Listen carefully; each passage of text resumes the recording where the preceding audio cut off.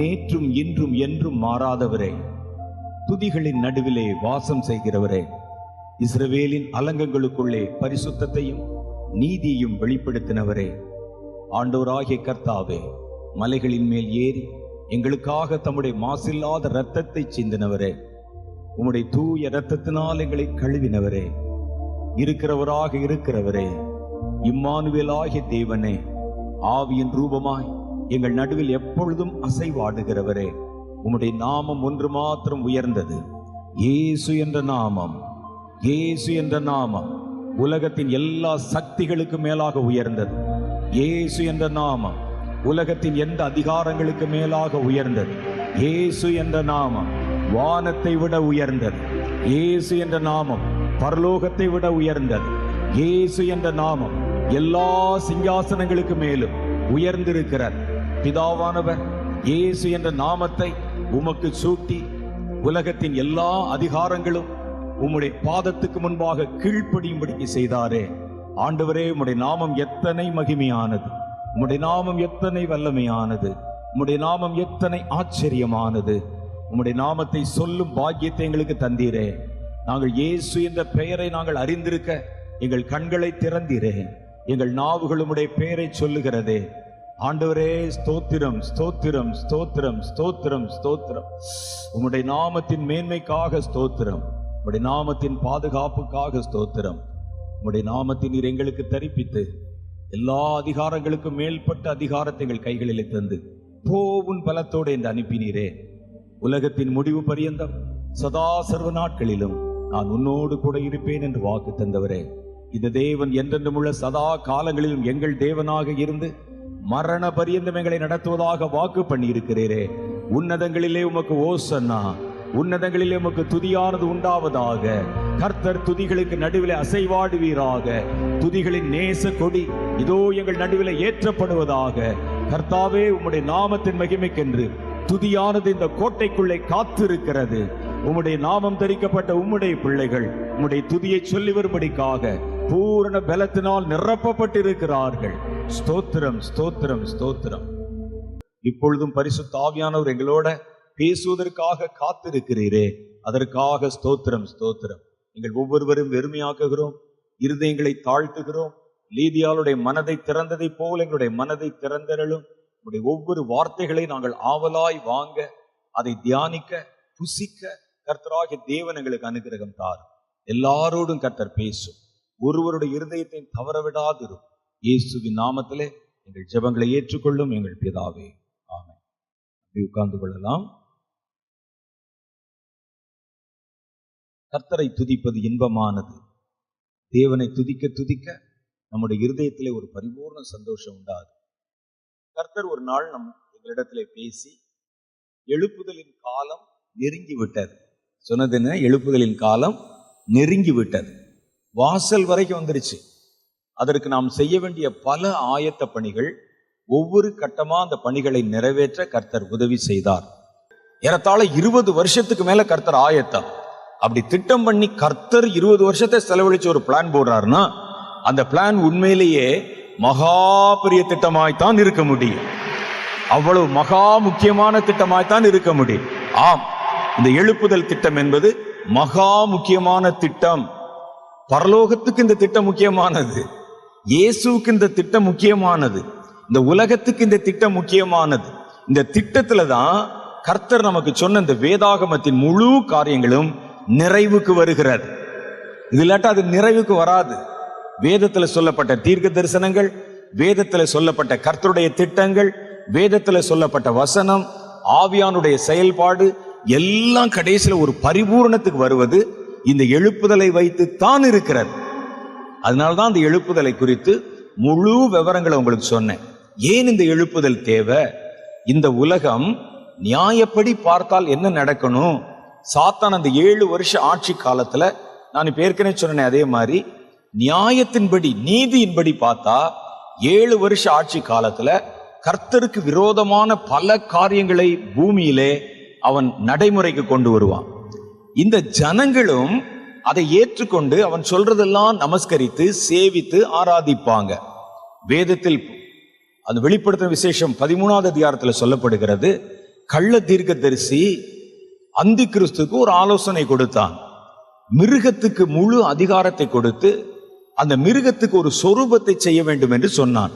ஒரு பெரிய சிலை, அதை பூமியின் குடிகள் யாவரும் அந்த சிலையை வணங்கணும். அது வணங்காதவர்களை அந்த சிலையே பார்த்து கொன்று ஒழித்து விடும். அந்த காலத்து சிலைக்கு அந்த மாதிரி சக்தி இல்லை. ஆனா இவர்கள் கொண்டு வருகிற சிலை ஹை டெக்னாலஜி நிறைந்த ஒரு சிலை. அது சிலை என்றால் சிலையா இருக்கலாம் அல்லது ஒரு சிஸ்டமா இருக்கலாம். எல்லாரையும் அதை சேவிக்கும்படிக்கு செய்தது.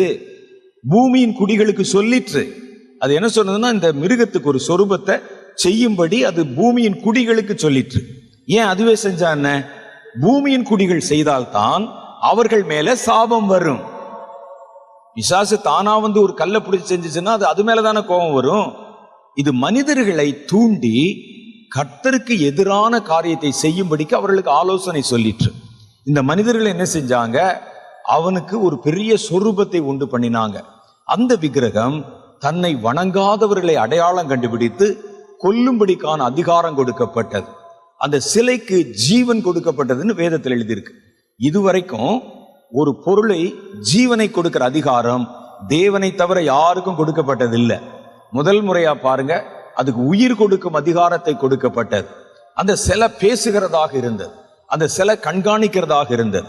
அந்த சிலையை செஞ்சாங்க இத்தனை ஜனங்கள், அவர்கள் சாபத்துக்குரியவர்கள். இந்த சிலைய எல்லாரும் விழுந்து வணங்கினார்கள்ல, அவங்க சாபத்துக்குரியவங்க.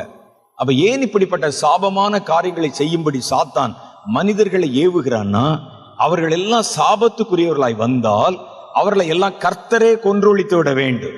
அதான் நீதி, நியாயம். அவர் கையாலே அவர் கொல்லணும், கொல்லும்படிக்கு கொண்டு வரணும். அப்ப மனிதர்கள் இங்க மிச்சமா இருக்க மாட்டாங்க. மீதி பேர் அந்த சட்டத்துக்கு கீழ்ப்படியாதவங்களை அந்த மிருகம் கண்டுபிடித்து தானே கொன்று விடும். அப்ப பூமியிலே வேற மனிதர்களே இருக்க மாட்டாங்க. கர்த்தருடைய கோபம் இறங்கினா தேவன் இவர்கள் செய்த அந்த பாவத்தை நிமித்தம் கர்த்தர் அவர்களை தண்டிக்கணும். கர்த்தர் எப்பொழுதும் தம்முடைய நியாயத்தீர்ப்பு தண்டனையை கொடுக்கும் போது அவர் மகிழ்ச்சியோடு செய்கிறது இல்லை, அதை மன வருத்தத்தோட, வேற வழி இல்லை. கர்த்தர் நியாயமுள்ள நியாயாதிபதி, அவர் நீதியை சரியாய் செய்கிறவர். அவர் எல்லாரும் ஒண்ணுதான். நாங்கள் எவ்வளவுதான் ஊழியம் செய்தாலும், நாங்கள் எவ்வளவுதான் தேவனுக்கு என்று ஆராதனை செய்தாலும், தப்புன்னு செஞ்சுட்டா அது யாரா இருந்தாலும் தப்பு தப்பு தான். இவ்வளவு செஞ்சானே எவ்வளவு செஞ்சா அதெல்லாம் பார்க்க மாட்டாரு. இவ்வளவு காணிக்கை கொடுத்தானே பார்க்க மாட்டார். மோசையை விடவா ஒரு ஆள் வேணும்? மோசே பாருங்க, கர்த்தரிடத்துல சர்டிபிகேட் வாங்கின ஒரு ஆளு. ஆண்டவர் யாரையும் அவ்வளவு சீக்கிரமா சர்டிபிகேட் கொடுக்க மாட்டார். அவர் நம்ம தான் நம்மளை பற்றி பெருசா நினைச்சிருக்கிறோம். நான் ஒரு பெரிய ஊழியக்காரன், நான் இது பாத்தீங்களா போஸ்டர் அது இதுன்னு நம்ம நினைச்சிட்டு இருக்கோம். கர்த்தர் நம்மை பற்றி என்ன நினைக்கிறான்னு கேட்டா, நம்முடைய உருவம் இன்னதென்று அவர் அறிந்திருக்கிறார். அவன் மண்ணென்றே அவர் நினைக்கிறார். நம்ம எவ்வளவுதான் மேக்கப் போட்டு வந்து, ஆண்டவரே எப்படி இருக்கிறேன், மண்ணு தானே மனசுக்குள்ள, இது ஒரு மண்ணு தானே, தட்டி விட்டா கீழே விழுந்துடும். மூச்சு நின்று போச்சுன்னா அடுத்த நிமிஷம் வீட்டை விட்டு அவனே வெளியே தூக்கி போட்டுருவான். மண் தானே, நமக்கு தெரியாது. மற்றவன் சாகும்போது நமக்கு அது மண்ணுன்னு தெரியும், நாம மண்ணா நமக்கு தெரியாது. பாருங்க, எவ்வளவு பார்த்து பார்த்து கட்டின வீடு, பார்த்து பார்த்து கட்டின பங்களா, இறந்துட்டோம் அப்படின்னு சொன்னா எவ்வளவு நேரம் வீட்டில் வச்சிருப்பாங்க? வீட்டுக்குள்ள கூட வைக்க மாட்டான், நம்ம தங்கியிருந்த ரூம்ல கூட வைக்க மாட்டான், வாசல்ல வச்சு பார்வைக்காக வச்சு அப்படியே கூட்டிட்டு போயிடுவாங்க. அவ்வளவுதான். எப்ப எடுக்கிறீங்கன்னு கேட்பான். இவ்வளவுதான் மனிதனுடைய வாழ்க்கை. அது நமக்கு தெரியாது, கர்த்தருக்கு தெரியும். நம்முடைய உருவம் என்னதென்று அறிந்திருக்கிறார். எவ்வளவுதான் மேக்கப் போட்டாலும் என்னுடைய உண்மையான உருவம் என்னன்னு எனக்கு தெரியும். என்னை மண்ணென்றே அவர் நினைவு கூறுகிறார். நான் எவ்வளவுதான் செஞ்சு பார்த்தீரா ஆண்டவரே, பாவம் மண் தானே, இந்த அன்னைக்கு இருப்பான் நாளைக்கு போயிடுவான், மண் தானே என்று நம்முடைய நிலையாமை நினைக்கிறாராம். இதுதான் கர்த்தர். அப்ப கர்த்தருடைய பார்வையில எல்லாரும் சமந்தான். மோசை விட ஒரு பெரிய ஊழியக்காரன் இருப்பானா? சொல்லுங்க பார்க்கலாம். ஆண்டவர் சொல்லுகிறார், உங்களில் ஒருவன் தீர்க்கதரிசியாய் இருந்தால் நான் என்னை அவனுக்கு சொப்பனத்தில் வெளிப்படுத்தி தரிசனத்துல பேசுவேன், அல்லது தரிசனத்துல வெளிப்படுத்தி சொப்பனத்துல பேசுவேன். ஆனால் என் தாசனாகிய மோசே அப்படிப்பட்டவன் அல்ல, என் வீட்டில் எங்கும் உண்மையுள்ளவன். ஆகவே அவன் மறைப்பொருளாய் அல்ல, நான் அவனிடத்தில் முகமுகமாய் பேசுகிறேன் என்றார். அவ்வளவு பெரிய ஒரு பெரிய தீர்க்கதரிசி ஒரு அவசரத்துல ஒரு தப்பு செஞ்சிட்டாரு. ஒரு அவசரத்துல ஒரு தப்பு. கர்த்தர் சொன்னார், ஜனங்கள் வந்து நெருக்குகிறார்கள், வழியில சாகும்படிக்கா எங்களை கொண்டு வந்தீங்க. நாங்க வர்ற இடத்துல ஒவ்வொரு இடத்துல போனாலும் இந்த தண்ணி பஞ்சம் வந்து விடுகிறது. தண்ணீர் பஞ்சம் வந்து தாங்க குடிக்கிறதுக்கு தாகத்துக்கு குடிக்க தண்ணி இல்லை. ஆடு மாடுகளுக்கு கொடுக்க தண்ணியில பிள்ளைகள் கத்துகிறது. என்னையா செய்யறேன்னு சொல்லி மோசைய கொல்லும்படிக்கு தேடினாங்க. வரட்டும் மோசே, ஜெபம் பண்ணிட்டு இருக்க, வெளியே வரட்டும், கல்லை விட்டே கொல்றோம்னு சொல்லி பேசுறாங்க. மோசைக்கு இந்த காதுல கேட்குது, என்னடா செய்யறது? வேகமா போய் ஆண்டவர்கிட்ட கேட்கிறார், ஆண்டவரே என்ன செய்ய? நீ உன் கோலை எடுத்துக்கொண்டு புறப்பட்டு கண்மலைக்கு முன்னால் நின்று பேசு அப்படின்னு சொன்னான். இதே மாதிரி ஒரு சம்பவம் ஏற்கனவே நடந்திருக்கு. ஜனங்கள் இதே மாதிரி கூக்குரல் போட்டு சத்தம் போட்ட போது கர்த்தர் மோசையை அழைத்து, மோசே நீ போ, அந்த கண்மலை இருக்குதுல, அந்த கண்மலையில உன்னுடைய கை கோலை வைத்து அதை அடி, அப்பொழுது தண்ணீர் வரும் என்று கர்த்தர் சொல்லி இருந்தார். அப்ப அந்த கண்மலையில பார்த்து கண்மலையை அடிச்சார். அந்த ஞாபகம் இப்ப பதட்டத்துல போய் ஜெபம் பண்றாரு. கர்த்தர் பேசுறாரு. கர்த்தர் பேசும்போது என்ன சொல்றாருன்னா, கண்மலையை நோக்கி அடிக்க சொல்லல, அதை நோக்கி பேசு என்கிறார். கண்மலை ஒரு தடவை தான் அடிக்கப்பட வேண்டும், மறுமுறை அந்த கண்மலை நோக்கி பேச வேண்டும். அந்த கண்மலை கிறிஸ்துவே என்று வேதம் சொல்லுகிறது. அவர்களோடு புறப்பட்ட அந்த கண்மலை இயேசு கிறிஸ்து. இயேசு கிறிஸ்துவ முதல் ஒரு முறை அடிச்சோமா சிலுவையில, அது ஒரு தடவை தான் நமக்கு அதிகாரம் இருக்கிறது. இனி அந்த கண்மலை நோக்கி பேசத்தான் வேணும், அடிக்க கூடாது. அடிச்சுன்னா பாவமாகிவிடும். நாம் மறுபடியும் அந்த பாவத்துக்குள்ளே போகிறதுனால நாம் தானே அவரை கீழே தள்ளி மறுபடியும் சிலுவையில் அறைந்து அவர் அவமானப்படுத்துகிறதால் உங்களை புதுப்பிப்பது கூடாத காரியம் என்று கர்த்தருடைய வேதம் சொல்லுது. பாவமாயிரும். கண்மலைன்னா அது கண்மலை இல்லை. நீங்க நல்ல வசனத்தை படிச்சு பாருங்க. அவர்களோட புறப்பட்ட கண்மலை கிறிஸ்துவே என்று எழுதியிருக்கிறது. ஒரு கண்மலையும் அவர்களோட புறப்பட்டது. நம்ம என்ன லிஸ்ட் போட்டிருக்கிறோம்? அக்னி ஸ்தம்பம் புறப்பட்டது, மேக ஸ்தம்பம் புறப்பட்டது தானே.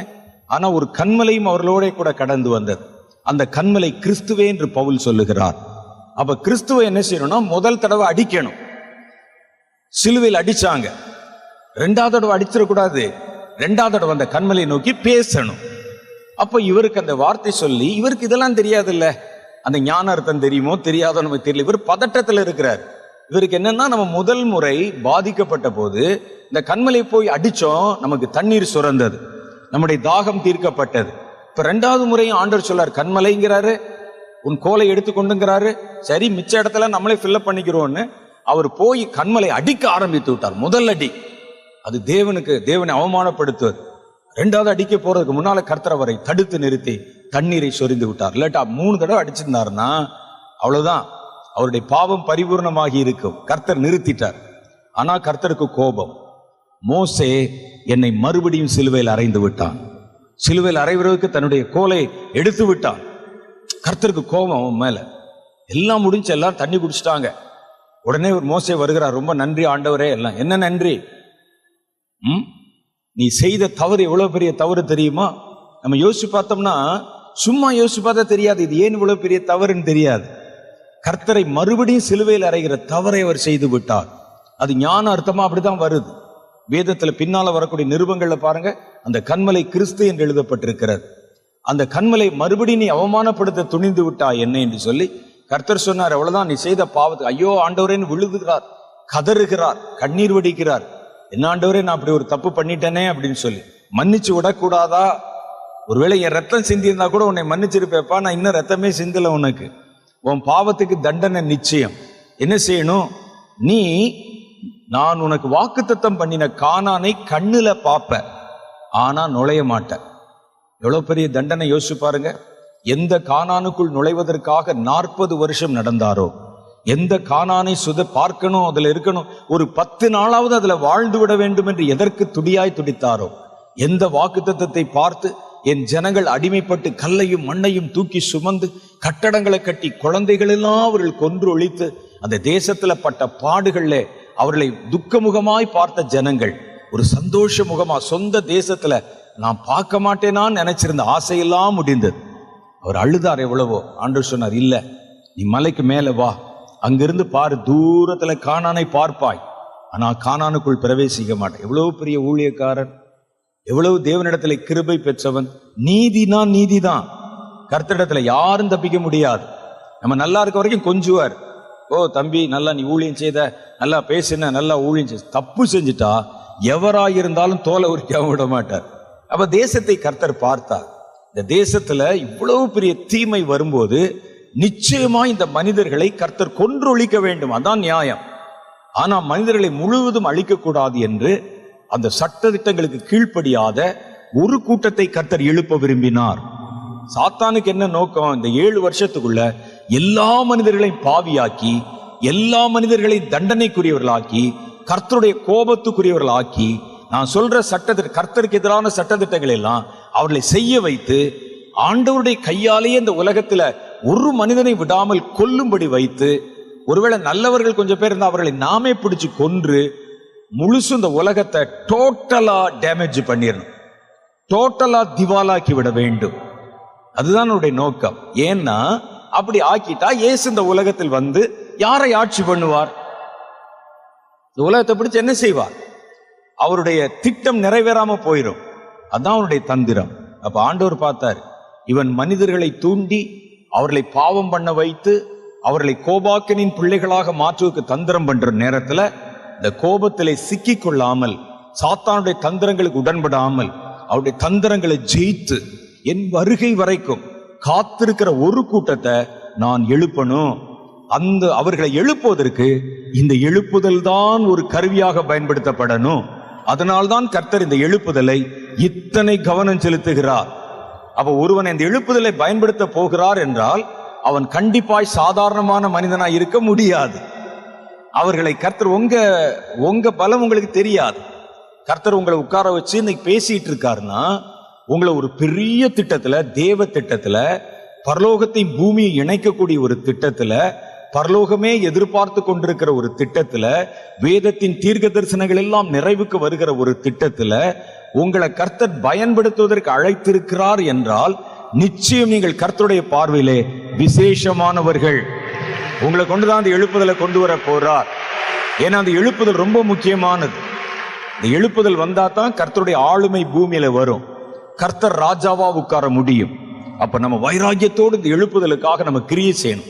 எழுப்புதல் என்பது சும்மா ஜனங்களை அப்படி தூண்டி விட்டு ஜெபிக்க வச்சு குதிக்க வச்சு அவர்களை நல்ல கூட்டத்துல பாட வச்சு வீட்டுக்கு அனுப்புறதில்ல. அவன் சாத்தானுடைய ஒவ்வொரு தந்திரத்துக்கும் பதில் சொல்லணும்.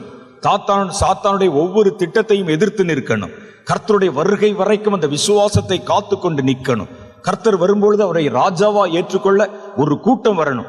அப்படிப்பட்ட கூட்டத்தை பிறப்பிக்கிற எழுப்புதல் தான் இந்த எழுப்புதல். அந்த எழுப்புதலை தான் கர்த்தர் உங்களை பயன்படுத்த விரும்புகிறார்.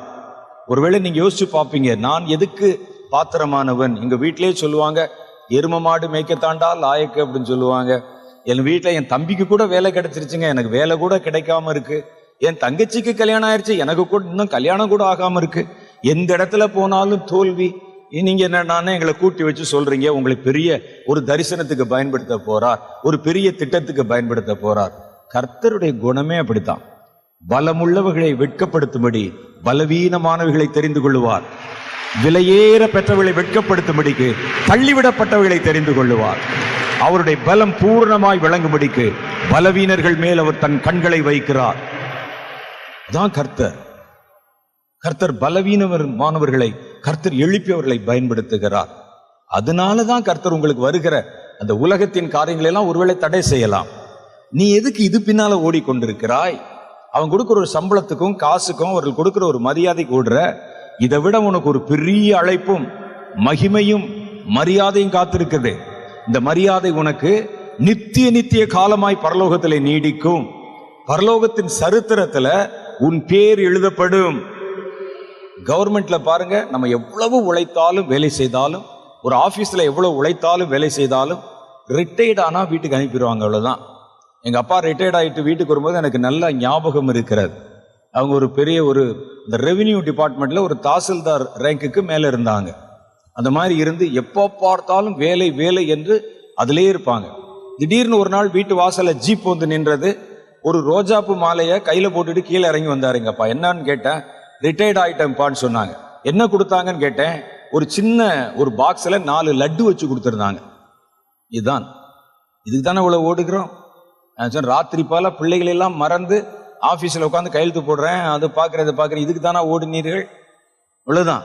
அங்க இருக்கிற ஸ்டாஃப் எல்லாம் சேர்ந்து ஒரு சின்ன கிஃப்ட் வாங்கி, ஒரு 2000-3000 ரூபாய்க்குள்ள ஒரு கிஃப்ட் வாங்கி ஒரு கிஃப்ட் கொடுத்தாங்கப்பா. இவ்வளவுதான். இதுக்கு தானே 58 வருஷம், இதுக்கு தானே 40 வருஷம் வேலை, எல்லாம் மறந்துடும். அதே ஆபீஸுக்குள்ள எங்க அப்பா அப்புறம் மறுபடியும் போகல. மறுபடியும் அந்த ஆபீஸுக்குள்ள நீங்க போனா உட்கார்றதுக்கு சேர் கூட கொடுக்க மாட்டாங்க. ரிட்டையர்ட் ஆயிட்டோம்ல, நான் ரிட்டையர்ட் போலீஸ், போய் உள்ள ஸ்டேஷன்ல சொல்லி பாருங்க, உட்கார கூட இடம் கொடுக்க மாட்டாங்க. நான் ரிட்டையர்ட் ஆகிவிட்டேன், உட்கார கூட இடம் கொடுக்க மாட்டாங்க. எல்லாம் மறந்து போயிடும்.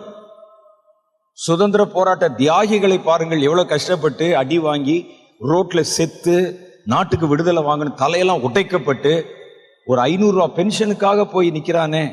இந்த நாட்டில் இவர்களை ஒரு ஆட்சியில உட்கார வச்சு இவனெல்லாம் ஆபீஸ்ல வேலை பார்க்க வச்சு நம்ம தேசத்தை நமக்கு வாங்கி கொடுக்கணும்னு போராடினவர்கள் எத்தனை பேரை பார்த்திருக்கீங்க? ஒரு 500 ரூபாய் பென்ஷனுக்காக ஆபீஸ் வாசல்ல காத்திருப்பாங்க, எந்த ஐயாவை பார்க்கணும்னு. இவனெல்லாம் அந்த ஐயாவா உட்கார வைக்கிறதுக்கு அவங்க பட்ட பாடு மறந்துருச்சுல தேசம். இது நடந்தது. ஒரு பாப்பா வந்து என்கிட்ட ஒரு மகாத்மா காந்தி படத்தை ஒரு ரூபா நோட்ல காமிச்சு, இந்த தாத்தா படத்தை எல்லா நோட்லயும் அடிச்சிருக்காங்களே, இவர் யாருன்னு கேட்டுச்சு. அதான் இந்த தாத்தா யாரு, எல்லா நோட்லயும் இந்த ஆள் படம் வரைஞ்சிருக்குது, இது யாரு அப்படின்னு கேட்டாங்க. அவ்வளவுதான், மறந்து விடுவோம். காந்தி செய்த எல்லாம் மறந்து போச்சு, தியாகிகள் செய்தது எல்லாம் மறந்து போச்சு. எவ்வளவு சாதனை செய்தாலும் உலகம் உங்களை மறந்து விடும். ஆனால் ஒரு சின்ன துரும்பை நீங்க எடுத்து போட்டா கூட பரலோகம் நித்திய காலமாய் உங்களை மறக்கவே மறக்காது. பரலோகம் அதான், பரலோகம் அதான் கர்த்தர். சின்ன ஒரு துரும்பு எடுத்து போட்டா கூட மறக்காது. சின்ன ஒரு உதாரணம் சொல்றேன் பாருங்க. இந்த சிறியரில் ஒருவனுக்கு ஒரு கலசம் தண்ணீர் கொடுத்தவனும் அதன் பலனை அடையாமல் போகான். இப்ப நான் எவ்வளவு தடவை வாங்கி தண்ணி குடிச்சுட்டேன், இந்த தம்பி பல தடவை வந்து குடிச்சுட்டாரு. எத்தனை தடவை குடிச்சாருன்னு நீங்க அவர்கிட்ட கேட்டா அவருக்கும் தெரியாது. நீங்க எத்தனை தடவை வாங்கி குடிச்சீங்கன்னு கேட்டா எனக்கும் தெரியாது. ஆனா பரலோகம் அதை எழுதி வைத்திருக்கும். இவன் இத்தனை டம்ளர் தண்ணீர் மோகனனுக்கு கொடுத்தான், இவனுக்கு இவ்வளவு கொடுத்தான் அப்படிங்கறதெல்லாம் எழுதி வச்சிருக்குமா. அதான் பரலோகம். நீங்க செய்த ஒரு சின்ன காரியத்தை கூட கர்த்தர் மறக்க மாட்டார். நம்முடைய கண்ணீர் துளி எவ்வளவு அது காணும். அந்த கண்ணீர் துளிய கர்த்தர் தம்முடைய கணக்கிலே வைத்திருக்கிறாராம். கர்த்தருக்குன்னு சிந்தின கண்ணீர் துளிய நீங்க எத்தனை டிராப் கண்ணீர் வடித்தீர்கள் என்று உங்களுக்கே தெரியாது. ஜெபத்துல எவ்வளவு நேரம் அழுதிங்க தெரியுமா உங்களுக்கு? எத்தனை சொட்டு கண்ணீர் விழுந்துச்சு அப்படி எண்ணுவீங்களா? 1 2 3 அப்படி எண்ணுவீங்களா? இந்த பிரேயர் பாயிண்ட்டுக்கு ஒரு 10, அந்த பிரேயர் பாயிண்ட்டுக்கு 10 எழுதுனீங்களா? உங்க கண்ணு, உங்க கண்ணீர் உங்களுக்கு தெரியாது. கர்த்தர் எண்ணி வைத்திருக்கிறாராம். கர்த்தர் தம்முடைய பிள்ளைகளுடைய தலையில் இருக்கிற முடிய கூட எண்ணி வச்சிருக்கிறாராம். அதனால்தான் அவர்கிட்ட வேலை பார்க்கறத நாங்க பெரிய பாக்கியமாய் கருதுகிறோம். எங்களுக்கு நோ ரிட்டையர்மெண்ட். எங்களுடைய பலன் பரலோகத்துல எப்பொழுதும் நிரந்தரமாய் மிகுதியாய் இருக்கும். பரலோகம் அதை மறக்கவே மறக்காது. சும்மா ஒரு லட்டை கொடுத்து அனுப்பிட மாட்டாங்க, ஒரு மாலையை போட்டு ரொம்ப தேங்க்ஸ் செய்யான்னு சொல்லி அனுப்ப மாட்டாங்க. பரலோகம் கடைசி வரைக்கும் உங்களை மறக்கவே மறக்காது. ஒரு சின்ன துரும்பை நகர்த்தி இருந்தால் கூட அதனுடைய பலனை நீங்கள் அடையாமல் போக மாட்டீர்கள். அப்ப இவ்வளோ பெரிய வேலை செஞ்ச உங்களுக்கு பரலோகத்தில் எவ்வளவு பெரிய கனம் உண்டாயிருக்கும் யோசிச்சு பாருங்க. இந்த கடைசி தலைமுறை வந்துதான் வேத வசனத்தின் அத்தனை காரியங்களை நிறைவுக்கு கொண்டு வரணுமா, பரிபூர்ணம். நம்மையல்லாமல் அவர்கள் பரிபூர்ணம் அடையக்கூடாதபடிக்கு கர்த்தர் மேலானதொன்றை நமக்காக வைத்திருந்தார் என்று பவுல் சொல்லுகிறார். பழைய ஏற்பாட்டு கால பக்தர்கள் புதிய ஏற்பாட்டு காலத்தில் வருகிற பக்தர்களை அல்லாமல் இவங்க வராம அவங்க பரிபூர்ணம் அடைய மாட்டாங்களாம். ஆனா பவுலுக்கு ஒண்ணு தெரியாது, கடைசி காலத்தில் வருகிற நீங்களும் நானும் வராமல் பழைய ஏற்பாட்டு கால பக்தர்கள் மாத்திரமல்ல புதிய ஏற்பாட்டு கால பக்தர்களும் பரிபூர்ணம் அடைய மாட்டாங்க. நாம தான் எல்லாரையும் ஒரு பரிபூர்ணத்துக்குள்ளே கொண்டு வந்து கடைசி முடிவு கிளைமேக்ஸ் வீரர்கள். நம்ம கடைசி கிளைமேக்ஸ் அதை முடிச்சு வைக்க போறதற்கு கர்த்தர் உங்களையும் என்னையும் தேர்வு செய்திருக்கிறார். இது சாதாரண காரியமான்னு யோசிச்சு பாருங்க. உங்க பேர் கர்த்தர் எழுதி வச்சிருக்கிறார், அதனாலதான் கொண்டு வந்திருக்கிறார். பரலோகத்தில் நீங்க போய் பார்த்தீங்கன்னா உங்கள் பலன் மிகுதியாயிருக்கும் என்று கர்த்தருடைய வேதம் சொல்லுகிறது. இந்த எழுப்புதல் நமக்கு வரணும். இந்த எழுப்புதல்ல இந்த இடையில வருகிற 7 வருஷத்துல ஒரு திரள் கூட்டம் கர்த்தருடைய ஜனங்கள் சாத்தானுடைய தந்திரங்களுக்குள்ள சிக்காம, சாத்தானுடைய கட்டளைகளுக்கு கீழ்ப்படியாம, தேவனுடைய கோபாக்கினையின் அந்த கலசத்தை அவர்கள் பெறக்கூடிய அந்த தன்மை இல்லாம கர்த்தருக்கென்று அவர்கள் காத்திருக்கத்தக்கதாக ஒரு கூட்டம் பேரை கர்த்தர் பிரிக்க விரும்புகிறார். அவர்களை தானே வழிநடத்த விரும்புகிறார்.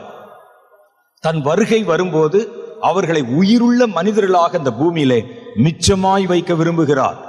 அவர்களை பிறக்க வைக்கிறதுக்கு தான் கர்த்தர் இந்த எழுப்புதலை கொண்டு வருகிறார். பிறந்தவங்க இந்த 7 வருஷ உபத்திரவத்துல கொஞ்சம் கூட அவங்க மாறிடக்கூடாது. சாத்தான் எல்லா தன்னுடைய தகுடு தத்தங்கள் தந்திரங்கள் எல்லாத்தையும் காட்டுவான். இது ஃபைனல் நேரம் இல்லையா? இப்பதான் முழு அதிகாரத்தை காமிப்பான். சாத்தான் இதுவரைக்கும் சேர்த்து வச்சிருந்த அதிகாரங்கள் நீங்க வெளிப்படுத்துற விசேஷத்துல படிச்சு பார்த்தா, வலு சர்ப்பம் தன் அதிகாரம் முழுவதையும் மிருகத்துக்கு கொடுத்தது என்று எழுதியிருக்கும். அந்தி கிறிஸ்துக்கு வலு சர்ப்பம்னா சாத்தான், பழைய பாம்பு.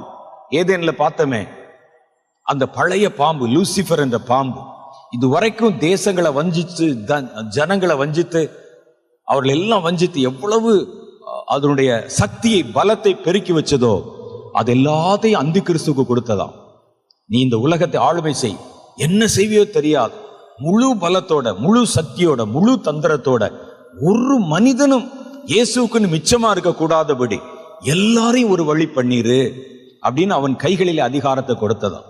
இனிமேல் தான் இந்த கடைசி 7 வருஷத்துல தான் சாத்தானுடைய முழு முகத்தை நீங்க பார்ப்பீங்க. நம்ம பார்க்க மாட்டோம், வருகிற மனிதர்கள் பார்ப்பாங்க.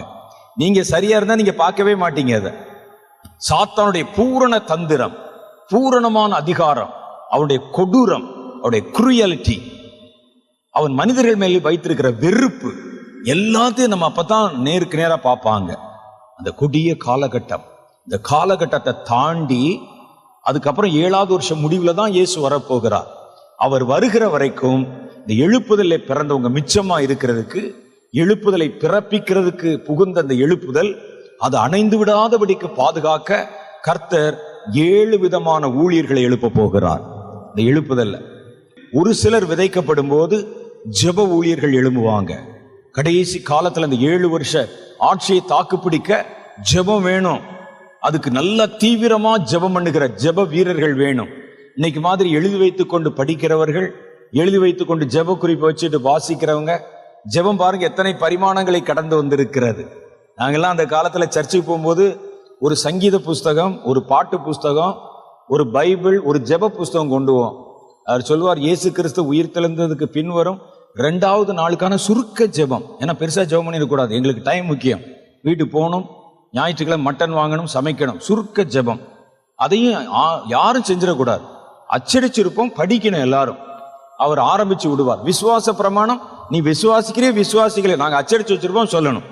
வானத்தையும் பூமியும் படைத்த கர்த்தரை விசுவாசிக்கிறேன், அவருடைய ஒரே பேரான குமாரனாகிய இயேசு கிறிஸ்துவை விசுவாசிக்கிறேன், அவர் பரிசுத்த ஆவினாலே கன்னி மரியாளிடத்தில் உற்பத்தி பிறந்தார், பொந்துவின் பிலாத்துவின் காலத்தில் பாடுபட்டு சிலுவையில் அறைந்து மரித்து உயிர்த்து அப்படின்னு சொல்லி இந்த முழு விசுவாச பிரமாணத்தை விசுவாசிச்சாலும் விசுவாசிக்காட்டிலும் சொல்லணும். எங்களுக்கெல்லாம் காலை நேரத்தில் தூக்கமா இருக்கும். வானத்தையும் பூமியும் விசுவாசிக்கிறேன், அப்படியே ஒரே பேரான குமாரனாகிய இயேசு விசுவாசிக்கிறேன், இப்படியே சொல்லிட்டு வந்துருவோம். முடிஞ்சது, அவ்வளவுதான். அதுக்கு பிறகு பாருங்க, இப்போ நல்ல ஆவியில ஜெபம்னா கூட நம்ம என்ன செய்கிறோம், ஜெப குறிப்புகளை வைத்துக் கொண்டு ஜெபம் பண்றோம். இனி அடுத்து உங்கள் மூலம் ஒரு தலைமுறை எழும்பும். அவருடைய ஜெபம் வித்தியாசமா இருக்கும். அந்த ஜெபம் மரித்தவனை உயிரோடு எழுப்பும், மரணத்தின் விளிம்பில் இருக்கிறவனை தப்புவிக்கும். அந்த ஜெபம் வித்தியாசமான ஒரு ஜெபமா இருக்கும்.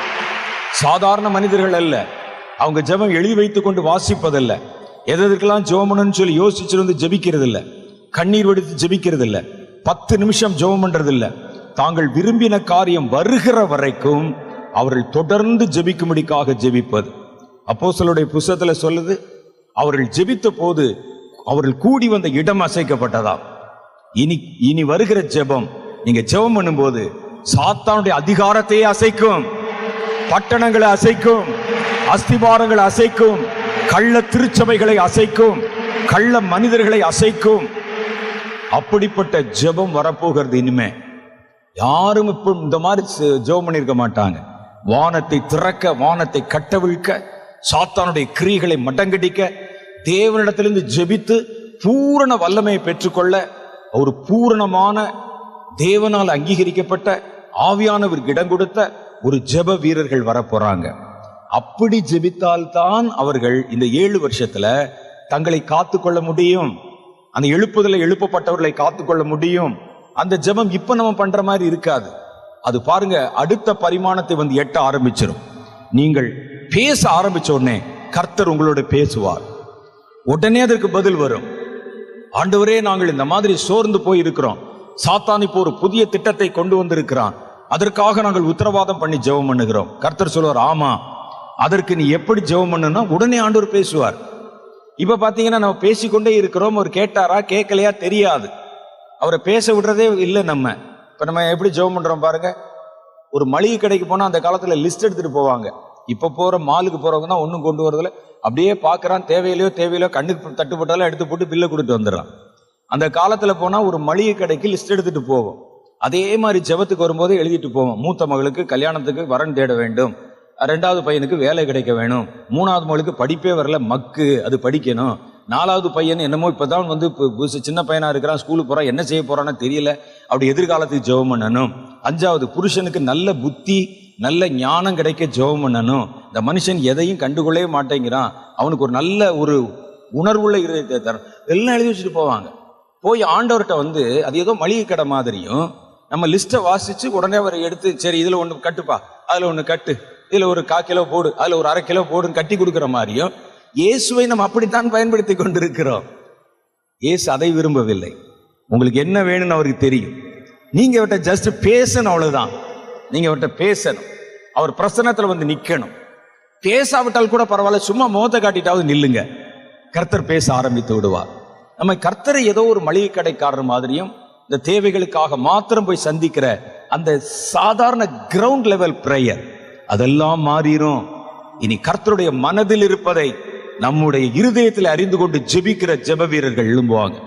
அவர்கள் சாத்தானுடைய அல்லங்கங்களை அசைப்பாங்க. அவர்கள் ஜெபிக்கும் போது தேசம் கலங்கும், கர்த்தருடைய செட்டை அவர்களை மூடிக்கொள்ளும். அப்படிப்பட்ட ஜெப வீரர்கள் தான் இனிமே நமக்கு வேணும். ஒரு முறை பாருங்கள், பவுலும் சீலாவும் துதித்து ஜெபம் பண்ணாங்க. அவங்கள கையை கட்டி வச்சிருக்கிறாங்க, ஒரு தொழு மரத்துல கட்டி வச்சிருக்கிறாங்க. தொழு மரத்துல கட்டி வைக்கிறதுனா ரொம்ப கஷ்டம். ஒரு மரம் மாதிரி இருக்கும், இதுல 2 ஹோல் போட்டிருப்பாங்க. இந்த கையை ஒண்ணுல அந்த கையை ஒண்ணுல வச்சிருப்பாங்க. ஏறத்தாழ ஒரு சிலுவைக்குள்ள கையை கொடுத்தா அப்படி இருக்கும். மேல ஒரு சின்ன கட்டை வச்சிருப்பாங்க, அதுல ஒரு சின்ன ஹோல் இருக்கும், அதுல கழுத்தை வச்சு மேல மாட்டி இருப்பாங்க. கால் அப்படி கீழே தொங்கும். அந்த முதுகு பக்கத்துல தினம் வந்து சாட்டையில அடிப்பாங்க. அவர்கள் அந்த காலத்தில் நான் கைகள் கட்டப்பட்டிருக்கிறேன்னு சொன்னா நீங்க சும்மா கட்டப்பட்ட மாதிரி நினைக்க கூடாது, ஏதோ கயிறை போட்டு கட்டினாங்கன்னு. பிரிட்டிஷ் அருங்காட்சியகம் என்ற இடத்துல நீங்க போய் பார்த்தீங்கன்னா பவுலை சங்கிலிலே கட்டி வைத்த சங்கிலிகள் இன்றும் இருக்கிறது. இந்த சங்கிலி எப்படி இருக்குன்னு தெரியுமா? அவர் நிருபத்தில், அவர் புத்தகத்தில் எழுதும்போது எழுதுகிறார், கையெழுத்தாய் உங்களுக்கு நான் எவ்வளவு எழுதியிருக்கிறேன் பாருங்க, அதை பார்த்தாவது மனம் திரும்புங்க. நான் இப்பொழுது கைகள் கட்டப்பட்ட நிலையிலே கையெழுத்தாய் உங்களுக்கு எவ்வளவு எழுதியிருக்கிறேன் பாருங்கள். எனக்கு முதல்ல அது புரியல. அந்த காலத்துல கம்ப்யூட்டரா இருந்துச்சு, கையில தானேயா எழுதணும், நீர் எழுதின எல்லாமே கையில தானே எழுதினீர், ஆனா என்ன இதை மாத்திரம் விசேஷமா சொல்றீங்கன்னு பார்த்தேன். ஆனா அந்த பிரிட்டிஷ் அருங்காட்சியகத்தில் இருக்கிற அந்த விலங்கினுடைய படத்தை பார்த்த பொழுதுதான் ஆச்சரியமா இருந்தது. கையில ஒரு பேங்கிள் போட்ட மாதிரி பெரிய வளையம், அந்த வளையம் இவ்வளவு பெருசு இருக்குது இரும்புல. அந்த வளையத்துக்கு உள்பக்கத்துல உங்களுடைய வளையல் இருக்கு மாதிரி அது மாதிரி பெரிய வளையம். அந்த வளையத்தின் உட்பக்கத்துல தேளினுடைய கொடுக்கு எப்படி இருக்குமோ அது மாதிரி கூர்மையான முட்கள் வைக்கப்பட்டிருக்கிறது. அப்புறம் இந்த சங்கிலி, பெரிய சங்கிலி 2 பக்கமும். இந்த கையை அதுக்குள்ள உள்ள கொடுத்துருவாங்க. கையை அசைக்காம இருந்தா, அந்த விலங்கு அசைக்காம இருந்தா அந்த முள்ளு நம்மை பாதிக்காமல் இருக்கும். அந்த விலங்கு இப்ப லேசா சொரியணும்னு நீங்க நல்லா பாத்துறீங்களா, கையை கட்டி போட்டிருக்கும் போதுதான் மூக்கரிக்கும். டாக்டர் சொல்லுவார், கொஞ்சம் கூட நீங்க கையை அசைச்சிடாதீங்க, எலும்பு சேராதுன்னு சொல்லுவார். அது வரைக்கும் நமக்கு அந்த மூக்கு இருக்கிறதே ஞாபகம் வராது. இந்த கையை கட்டி போட்டோன்னே அப்படியே வரும், அந்த இடத்துல அப்படியே நமக்கு நமைச்சல் இருக்கும். அப்படி வருமா வராதா? நிறைய பேருக்கு வந்திருக்கு, அதான் தலையாட்டுறீங்க. அப்ப இவர் என்ன செய்யறார், இந்த கையை ஏதாவது சொரியணும்னு எடுத்தா கூட உள்ள இந்த முள் பாய்ந்து விடும். இந்த சங்கிலிலே கட்டப்பட்ட கையில எழுதினால் என்னாகும் யோசிச்சு பாருங்க. அவர் எழுதின லிகிதம், லிகிதம்னா கடிதம், அவர் எழுதின லிகிதத்துல அவர் எழுதின அந்த சுருள்ல ஆங்காங்கே இரத்த துளிகள் விழுந்திருக்கும். அதை படிக்கிறவங்க பார்த்திருப்பாங்க, என்னையா எழுதுற இந்த பேப்பர்ல இவ்வளவு ரத்தம் விழுந்திருக்குதே. அவர் சொல்லுகிறார், என் கை கட்டப்பட்ட நிலையிலே கையெழுத்தா எவ்வளவு எழுதியிருக்கிறேன் பாருங்க, ரத்தம் சொட்ட சொட்ட எழுதியிருக்கிறேன். அதான் தண்டனை. இவரை உள்ள அப்படி கையை வச்சு மேல கழுத்துல போட்டு காலை தொங்க வச்சு நல்லா அடிச்சு நைய புடைச்சு ரத்தமெல்லாம் வழிய அசைய முடியாது அப்படியே படுத்திருக்கணும். பக்கத்துல பார்த்தா சீலா, அவரை கட்டி வச்சிருக்கிறாங்க. அவரை திரும்பி கூட பார்க்க முடியாது. இவர் அப்படின்னு, தம்பி என்ன செய்யற, தூங்குறியா? எப்படி ஐயா தூக்கம் வரும்? அடிச்சு உரிச்சில காய போட்டிருக்கிறான், பிராய்லர் கோழி மாதிரி. என்ன செய்யறது, என்ன செய்யலாம்? ஜெபம் பண்ணுவோமா பாஸ்டர்? வாங்க ஜெபம் பண்ணுவோம்.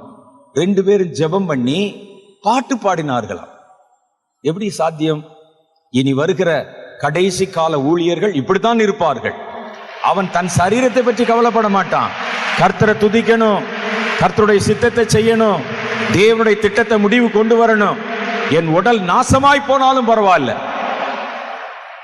அவர்கள் துதித்து ஜெபம் பண்ணி கர்த்தரை துதித்து பாடினார்கள். இதே மாதிரி அந்த ஜெயில நிறைய பேர் கட்டப்பட்டிருப்பாங்க. அவர்கள் எல்லாம் ஊழியத்திலேக்காக பிடிபட்டவர்கள் இல்லை.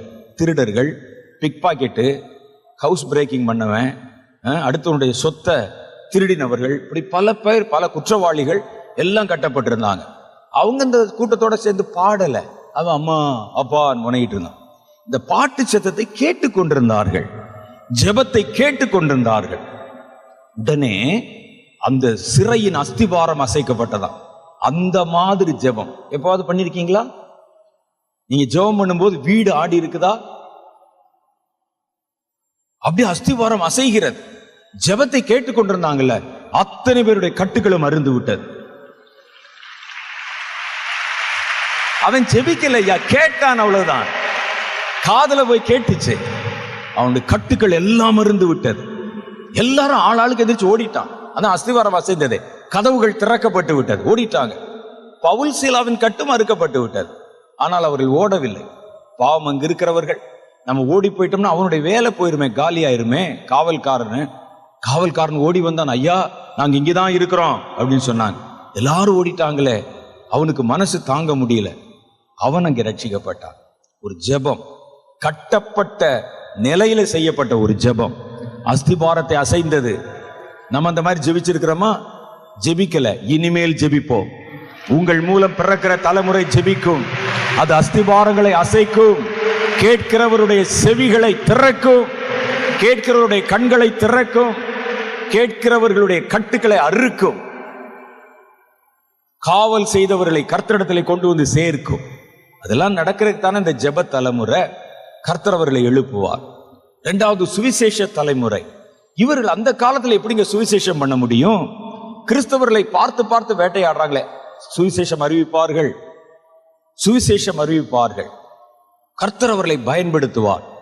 அவர்கள் யாருடைய கண்ணுக்கும் தெரியாம போயிடுவாங்க. சுவிசேஷம் அறிவிக்கிற ஆட்கள் உண்மையிலேயே வித்தியாசமானவர்கள். நான் 40 வருஷத்துக்கு மேல கர்த்தருடைய ஊழியம் செய்றேன். பல்வேறு விதமான ஊழியங்களை பார்த்திருக்கிறேன். தீர்க்க தரிசன ஊழியங்கள், சபை நடத்துகிற ஊழியங்கள். ஆனா அந்த சுவிசேஷர்கள் மாத்திரம் வித்தியாசமா இருப்பாங்க. அவர்கள் மூலம்தான் டெலிவரன்ஸ் நடக்கும். அவர்கள் மூலம்தான் பலருக்கு அபிஷேகம் கிடைக்கும். அவர்கள் மூலம்தான் பல பேருடைய கட்டு அறுக்கப்படும், பிசாசு துரத்தப்படும். சில போதகர்களை சுவிசேஷத்தை தேடி வந்து, எங்க சபையில 4 பேர் என்னன்னு தெரியல, ஜெபம் பண்ணும்போது தலையை விரிச்சு போட்டு ஆடுறான், அவனுக்கு ஜெபம் பண்ணி அனுப்புங்க. என்கிட்டெல்லாம் கூட்டி வந்திருக்கிறாங்க. நான் சுவிசேஷ வேலை செய்த போது கொண்டு வந்து அவங்களுக்காக ஜெபம் பண்ணி விடுங்க. ஏன் நீங்க ஜெபம் பண்ண? எங்களுக்கு அந்த அதிகாரமெல்லாம் இல்லைங்க, நீங்க தான் ஜெபம் பண்ணணுமா? இந்த சுவிசேஷர்களை கவனித்து பாருங்க, வித்தியாசமா இருப்பாங்க. இந்த சுவிசேஷர்களை கர்த்தர் நடத்துகிற விதமும் வித்தியாசமா இருக்கும். இந்த சுவிசேஷர்கள் இந்த கடைசி காலத்துல ஒரு கூட்டம் சுவிசேஷர்கள் எழும்புவாங்க. சாத்தான் கிறிஸ்தவர்களையே, விசுவாசிகளையே கண்ணில் விளக்கெண்ணெய் போட்டு தேடிட்டு இருப்பான். எப்படி இருக்கும்? கண்ணில் விளக்கெண்ணெய் போட்டு தேடிட்டு இருப்பான். எங்கேயாவது கிறிஸ்தவன் இருக்கிறானா அவனை சித்திரவதை பண்ணணும், அவனை நம்ம திட்டத்தை ஏற்றுக்கொள்ள வைக்கணும், அவனை சோரம் போக வைக்கணும், கர்த்தருடைய கோபாக்கினை கலசத்திற்கு பாத்திரமானவனாய் மாற்றணும்னு தேடிட்டு இருக்கும்போது நீங்க எப்படி போய் சுவிசேஷம் சொல்லுவீங்க? டிராக்ஸ் கொடுக்க முடியுமா? முடியாது. எங்க போவீங்க? எப்படி சுவிசேஷம் சொல்லுவீங்க? ஒரு சுவிசேஷனுக்கு நடந்த ஒரு காரியத்தை நான் சொல்லுகிறேன் பாருங்கள். வேதத்துல ஒரு சுவிசேஷனுக்கு நடந்தது. அவர் என்ன செய்தார்? பிரசங்கம் பண்ணி கொண்டிருக்கிறார் ஒரு இடத்துல. அவர் பிரசங்கம் பண்ணிட்டு இருக்கிறாரு. அவருக்கு பேரு பிலிப்பு. நல்ல கூட்டம், நிறைய கூட்டம் வந்து கொண்டிருக்கிறது. கர்த்தர் சொன்னார் திடீர்னு, இந்த தூரத்துல ஒரு ரதம் போகுது பாரு. ஆமாண்டவரே. அதுல ஒரு மந்திரி போய் கொண்டிருக்கிறான், கந்தாகே தேசத்தினுடைய மந்திரி. அவன் இப்ப பைபிள் படிச்சுட்டு இருக்கிறான், ஆனா புரியாம படிச்சுக்கிட்டு இருக்கிறான். நம்மள நிறைய பேர் இருப்போம். அது பைபிள் படிக்கணும், ஒரு கடமை, படிக்கணும். நீ படிச்சது புரிஞ்சா அதை பத்தி எனக்கு கவலை இல்லை, படிக்கணும்.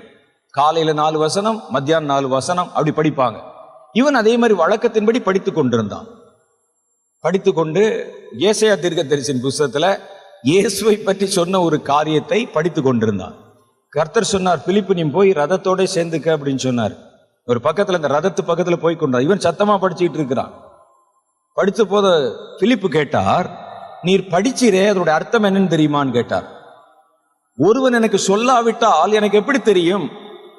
அப்ப ஏன் படிச்சேர் அப்படிதான் வழக்கத்தின்படி நாங்க படிப்போம், பைபிள் படிப்போம், வழக்கத்தின்படி ஜெபிப்போம். சோறு தட்டில் போட்டாச்சுன்னா ஒரு சிலுவையை போட்டு சாப்பிடுவோம். அது எங்களுக்கு பழக்கமாகி விட்டது. கண்ணை மூடி கொஞ்சம் மேம் சொல்லிட்டு சாப்பிடுவோம். பழக்கம். புரியுதா புரியலை அதை பற்றி நாங்கள் யோசிக்கிறதே இல்லை. சரின்னு அதை பற்றி விளக்கி சொன்னார். புரிந்து விட்டது அவனுக்கு. சுவிசேஷம் அறிவித்தார். அறிவித்த உடனே அவர் சொன்னார், நான் ஞானஸ்நானம் எடுக்கணுமே, என்ன செய்வது, அவசரமா எடுக்கணுமேன்னு சொன்னார். நீர் ஞானஸ்நானம் கொடுப்பீர் ஐயா?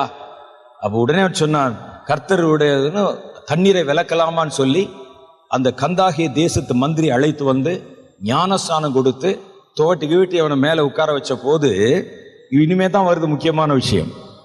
கர்த்தருடைய ஆவியானவர் பிலிப்புவை எடுத்துக்கொண்டு போய்விட்டார். ஆள் காணோம், டிசப்பியர்டு, மறைஞ்சிட்டான் கண்ணுக்கு. ஆசோத் என்ற இடத்துல ஏறத்தாழ 35 கிலோமீட்டர் தூரத்தில் உள்ள வேறொரு ஊர்ல அவன் காணப்பட்டு அங்கே பிரசங்கம் பண்ணி கொண்டிருந்தான். அப்ப கர்த்தர் பாருங்க, யாருடைய கண்ணுக்கும் தெரியாம அடுத்த நிமிஷம் ஒரு இமைப்பொழுதிலே, ஒரு நொடி பொழுதிலே ஒரு சுவிசேஷகனை எந்த இடத்துல சுவிசேஷம் அறிவிக்கணுமோ அந்த இடத்திற்கு மற்றவருடைய கண்களுக்கு மறைவாக்கி கொண்டு போய் விட்டார். ஆவியானவர் கொண்டு விட்டார். பஸ் எடுக்கல, ரயில்ல போகல, கப்பலை தேடல, கழுதை எங்க இருக்குன்னு தேடல. ஒரு நிமிஷம் என்ன நடக்குன்னு தெரியல. கண்ணை திறந்து பார்த்தா ஆசோத்தில் நிற்கிறார். இனி வருகிற உங்கள் சுவிசேஷர்கள் அப்படித்தான் இருப்பார்கள். யாருடைய கண்ணுக்கும் தட்டுப்பட மாட்டான். எவனுக்கு சுவிசேஷம் வேணுமோ அந்தந்த இடத்துல நின்று பேசுவாங்க. உடனே கவர்மெண்ட்டுக்கு தகவல் போகும். இங்க ஒரு 10 பேர் இருப்பான், டைப் அடிப்பான், இமெயில் போடுவான். ஐயா நீங்க வேகமா வாங்க, இந்த ஊர்ல ஒரு ஆளு சுவிசேஷம் அறிவித்து ஜனங்களை கொத்தா ஞானஸ்நானம் கொடுத்து கொண்டிருக்கிறான். அந்தி கிறிஸ்து அவனோடு கூட சேர்ந்தவர்களும் அங்கிருந்து வேகமா புறப்பட்டு வர்றதுக்குள்ள கர்த்தருடைய ஆவியானவர் கொண்டு போய் விடுவார். அந்தி கிறிஸ்து வைத்திருக்கிற வாகனங்களுடைய வேகம் பெருசா, ஆவியானுடைய வேகம் பெருசானா நீங்க அங்கதான் பார்க்கலாம். ஆவியானுடைய வேகம் பெருசு. ஆவியானவர் எவ்வளவு வேகமானவர் என்று உங்களுக்கு தெரியுமா? ஆகாப் 8 குதிரை பூட்டின ரதத்துல உட்கார்ந்து இருந்தான். 8 குதிரை, 8 ஹார்ஸ் பவர். இப்ப கூட பாருங்களேன், பல மோட்டார் கார்கள் போன்ற வாகனங்களுக்கு ஹார்ஸ் பவர்ங்கிற பேர் தான் வைப்பாங்க. அது குதிரை சக்தி. ஒரு குதிரைக்கு எவ்வளவு பலம் இருக்குமோ அவ்வளவு பலம். 8 குதிரை. வந்து சொல்லுகிறார், மழை வரப்போது சீக்கிரம் ஊருக்கு போ, எலியா சொல்லுகிறார். உடனே அவன் ரதத்துல ஏறி கொண்டான். எலியாவை பார்த்து கேட்டான், நான் போறேன் வரியா, லிப்ட் அங்க இறக்கி விட்டுக்கிறேன் என்று சொன்னான். இல்ல நீர் போம் என்று சொல்லி அவன் புறப்பட்டான் 8 குதிரையில. ஆவியானவர் தன் மேல் இருக்கிறதுனால் எலியா தன் அறையை கட்டி கொண்டு ரதத்தை முந்தி கொண்டு ஓடினானாம். அதுதான் ஆவியானவர். அவர் எந்த ரதத்தை உங்களை முந்த வைப்பார், எந்த மனிதனையும் அவர் உங்களை முந்த வைப்பார். அப்ப சுவிசேஷம் அறிவித்துக் கொண்டே இருப்பாங்க. இங்கேதானே சொன்னான் வந்து பார்த்தா அங்க இருக்க மாட்டான், அங்கே என்று வந்து பார்த்தால் அங்கே இருக்க மாட்டான். கர்த்தர் அந்தி கிறிஸ்துவை குருட்டாட்டம் பிடிக்க பண்ணுகிறதை நீங்கள் வருங்காலத்தில் பார்ப்பீங்க. உடனே வருவான், யாரா வந்தது, எங்கிருந்து வந்தான், என்ன சொன்னான் உங்களுக்கு, யார் அவன், எந்த ஊருக்காரன் தெரியலங்க, திடீர்னு வந்து நின்னாரு எங்க நடுவுல, உங்களுக்கு சமாதானம் என்றார். உடனே ஒரு சுவிசேஷத்தை சொன்னார். தேவதூதனா, இல்ல மனிதன் தான், எந்த ஊருக்காரன், உடனே போட்டு பார்ப்போம். அவர்களை மிஷின்ல கண்டுபிடிக்க முடியாது. ஏன்னா நீங்க கர்த்தருடைய ஆவியினால் மறைக்கப்படுகிறீர்கள், கர்த்தருடைய ஆவியினால் எழுப்பப்படுகிறீர்கள், கர்த்தருடைய ஆவியினால் பிரயாணப்படுகிறீர்கள். சாத்தானுடைய கண்களுக்கு கர்த்தருடைய மறைத்த அந்த ஊழியம் நடக்கும். ஏன் நடக்காதா? அது நடக்கும் என்பதை நீங்கள் நம்புவதற்குத்தான் கர்த்தர் இந்த அடையாளத்தை வேதத்திலே செஞ்சு காமிச்சிருக்கிறார். நடக்கும், கர்த்தர் நடத்தி காண்பிப்பார். அப்ப சுவிசேஷம் ஒரு பக்கம் அறிவிச்சுட்டே இருப்பாங்க. ஒரு வீட்டுல அப்படியே வந்து உள்ள உட்கார்ந்து தவிச்சுக்கிட்டு இருப்பாங்க. என்ன ஆண்டவரே, இந்த கடைசி காலத்துல வேலையும் கொடுக்க மாட்டேங்கிறான், சோறும் போட மாட்டேங்கிறான், குடும்பத்தெல்லாம் உடைச்சு சின்ன பின்னமாக்கிட்டான், நம்பிக்கையே இல்லையேன்னு சொல்லி அவனா புலம்பிட்டு இருப்பான். திடீர்னு ஒரு சுவிசேஷகன் நடுவில் வந்து கர்த்தருடைய வார்த்தைகளை சொல்லி ராஜ்யத்தின் சுவிசேஷத்தை அறிவித்து காணாம போயிடுவான்.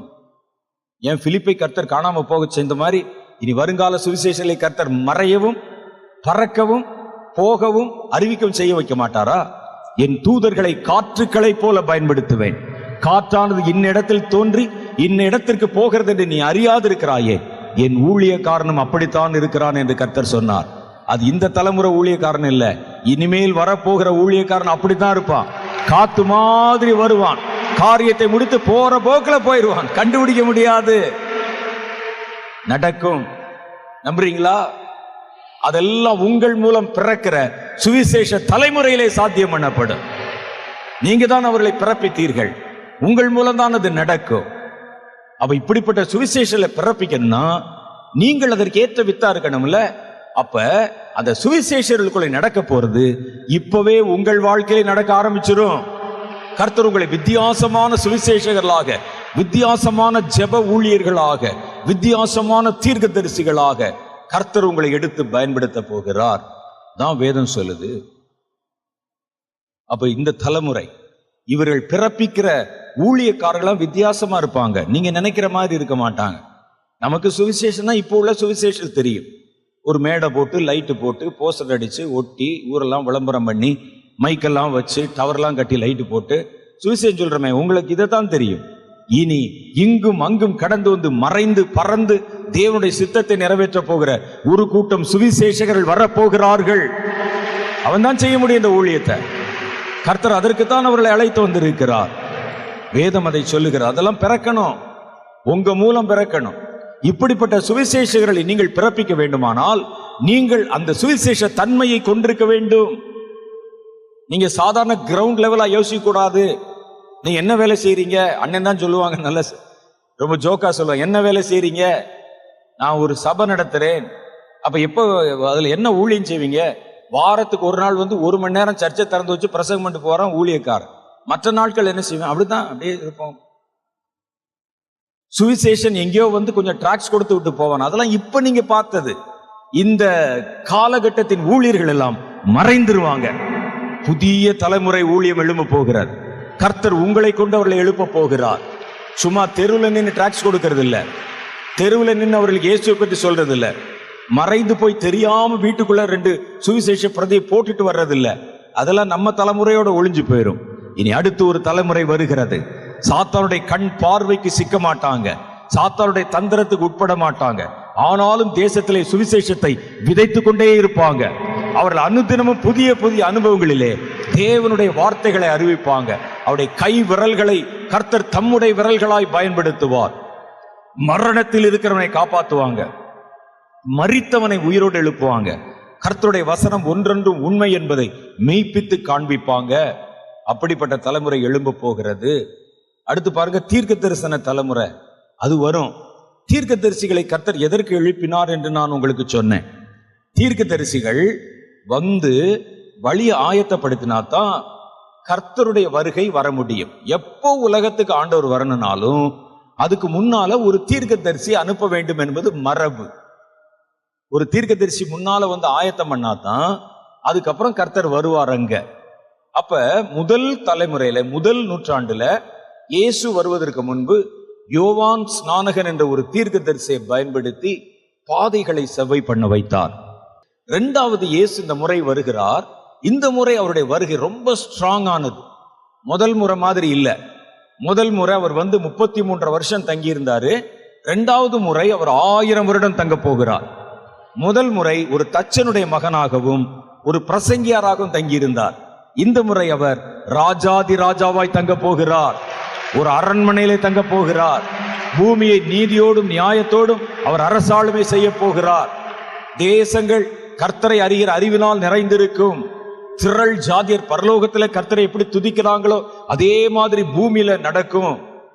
அதுதான் ஆண்டவர் சொன்னார். அவருடைய வருகை, அவருடைய ஆளுமையை பற்றி நமக்கு முதலே சொல்லி கொடுத்து ஜெபிக்க வைத்தார்.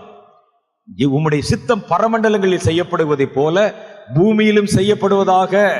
எப்ப நடக்கும் அது? கர்த்தருடைய ஆட்சி வரும்போதுதான் நடக்கும். பரலோகத்திலே தேவனுடைய சித்தம் தான் நிறைவேற்றப்படும். பூமியில கர்த்தருடைய பிள்ளைகள் மாத்திரம் தேவனுடைய சித்தத்தை செய்வாங்க, மற்றவர்கள் தங்கள் சுய சித்தத்தை செய்வாங்க. ஒரு கூட்டம் பேர் சாத்தானுடைய சித்தத்தை செய்வாங்க. ஆனா இனி ஒரு காலம் வருகிறது, பரலோகத்திலே எப்படி கர்த்தருடைய சித்தம் மாத்திரம் செய்யப்படுகிறதோ பூமியிலும் அப்படி செய்யப்படும். அதைத்தான் முன்மொழிந்து கர்த்தர் உங்களை ஜெபிக்க சொல்லி இருக்கிறார். பரமண்டலங்களில் இருக்கிற எங்கள் பிதாவே, உம்முடைய நாமம் பரிசுத்தப்படுவதாக, ராஜ்யம் வருவதாக, உம்முடைய சித்தம் பரமண்டலங்களில் செய்யப்படுகிறதை போல இந்த பூமியிலும் செய்யப்படுவதாக. எத்தனை தலைமுறை ஜெபம் இருக்கிறாங்க பாருங்க அதுக்காக. அப்ப கர்த்தர் 1000 வருடம் ராஜாவாய் தங்க போறார்னா இப்ப அவருக்கு வழியை ஆயத்தப்படுத்துவது ஒரு தேசத்துல மாத்திரமல்ல, எல்லா தேசத்திலும் ஆயத்தப்படுத்தணும். ஏன்னா கர்த்தருடைய வருகை எல்லா தேசத்தாருக்கும் வருகிறது. உங்களுக்கு தெரிஞ்ச தேசம், தெரியாத தேசம், மேப்ல பார்த்தது, பார்க்காதது, மறந்தது, சின்ன சின்ன குட்டி குட்டி தீவு, எல்லாவற்றுக்கும் இயேசு வர போகிறார். அல்லேலூயா. பட்டி தொட்டி கிராமங்கள், சில இடங்களை பார்த்தீங்கன்னா சில இன ஜனங்கள் ஏதோ காட்டுக்குள்ள வாழ்ந்து கொண்டிருக்கிறாங்க, அவங்க யாருன்னே தெரியாது, இப்பதான் கண்டுபிடிச்சோன்னு சொல்றாங்களே, எல்லாருக்காகவும் இயேசு வரப்போகிறார். அந்த இயேசு பூமியிலே வரப்போவதற்கு முன்பாக எழுப்புதல் வரப்போகிறது. இயேசு பூமியில வரப்போறதுக்கு முன்னால தீர்க்கதரிசிகளின் தலைமுறை வரப்போகிறது. அவர்கள் எல்லா இனத்திலும், எல்லா தேசத்திலும், எல்லா நிறத்திலும், எல்லா ஊர்களிலும் கர்த்தருக்கு வழி ஆயத்த பண்ணணும். ஏன்னா அவருடைய வருகை எல்லா ஊர்லயும் வருமே. நீங்க என்ன கிராமத்துல இருந்தாலும் அங்க கதவை தட்டிட்டு உள்ள வருமே அவருடைய வருகை. அந்த ஊர்ல இருந்த ஆட்க வேணுமே அவருக்கு. அப்ப அந்த இடத்துல எல்லாம் வழியை ஆயத்தப்படுத்தணும். அதனால கர்த்தர் என்ன செய்கிறார்னார், ஒரு தீர்க்கதரிசி அல்ல, நம் ஒவ்வொருவரையும் தீர்க்கதரிசியாய் மாற்றுகிறார். கடைசி நாட்களிலே மாம்சமான யாவர் மேலும் என் ஆவியை ஊற்றுவேன். உங்கள் குமாரரும் குமாரத்திகளும் தீர்க்க தரிசனம் உரைப்பார்கள். வாலிபர்கள் தரிசனங்களை பார்ப்பாங்க, மூப்பர்கள் சொப்பனங்களை பார்ப்பாங்க. அந்நாட்களில் நான் எல்லா ஊழியக்காரர்கள் மேலும் ஊழியக்காரிகள் மேலும் என் ஆவியை ஊற்றுவேன். அவர்கள் தீர்க்க தரிசனம் சொல்லுவாங்க. ஏன் எல்லாரும் சொல்லுவாங்க பாருங்க, அதுல விடப்பட்ட மனித ஏதாவது ஒரு இனம் இருக்குதான்னு பாருங்க. குமாரர்கள் பிள்ளைகள் இருக்கிறாங்க, வாலிபர்கள் இருக்கிறாங்க, வயசானவங்க இருக்கிறாங்க, எல்லா ஊழியக்காரர்களும் இருக்கிறாங்க. தவிர வேற யார் இருக்கிறா? தான் பூமி. அப்ப எல்லாரையும் நான் நிரப்ப போகிறேன் ஆவியில என்றால் என்ன அர்த்தம் தெரியுமா? கர்த்தருக்கு வழியை ஆயத்தப்படுத்துகிற பணி எல்லாருக்கும் உரியது. குழந்தை கூட கர்த்தருக்கு வழியை ஆயத்தப்படுத்தணும். அதனால்தான் அந்த அபிஷேகம். சும்மா தீர்க்க தரிசனம் வைத்துக் கொண்டு வித்தை காட்டுவதற்கல்ல. அதெல்லாம் எங்கள் தலைமுறையோடு நாசமாய் போகட்டும். ஒரு புதிய தலைமுறை வருகிறது. அவர்கள் தங்கள் தீர்க்க தரிசனத்தினால் கர்த்தருக்கு வழி ஆயத்தப்படுத்துவாங்க. மாய்மால தீர்க்க தரிசிகள் அல்ல. இந்த தீர்க்க தரிசி தலைமுறையை பற்றி தான் நம்ம நல்லா விளக்கமா பார்க்க போறோம். இந்த தீர்க்க தரிசிகள் எழும்ப போறாங்க. கர்த்தர் அவர்களை பயன்படுத்த போகிறார். இந்த தீர்க்க தரிசிகள் கர்த்தருக்கு வழி ஆயத்தப்படுத்துவாங்க. அவர்களுக்கு கர்த்தர் கொடுத்த இந்த வரமே கர்த்தருக்கு வழியை ஆயத்தப்படுத்துவது. அப்ப என்ன சொல்லுது அந்த இடத்துல? குழந்தைகளை நான் தீர்க்க தரிசன ஆவியில நிரப்பேன். எதுக்கு? பெற்றோர் ரொம்ப பெருமைப்படுவதற்கா? பாருங்க, என் பையன் அம்மா அப்பான்னு பேசுறதுக்கு முன்னாலே தீர்க்க அந்நிய பாஷை தான் பேச ஆரம்பித்தான். சில இடத்துல ரொம்ப கதையெல்லாம் விடுவாங்க. எனக்கு தெரிஞ்ச ஒருத்தர் என்கிட்ட சொன்னார் சில வருஷத்துக்கு முன்னால, பொண்ணை நாங்க தெரியாம கிணத்துல தள்ளி விட்டோங்க. என்ன கிணத்துல தள்ளி விட்டீங்களா?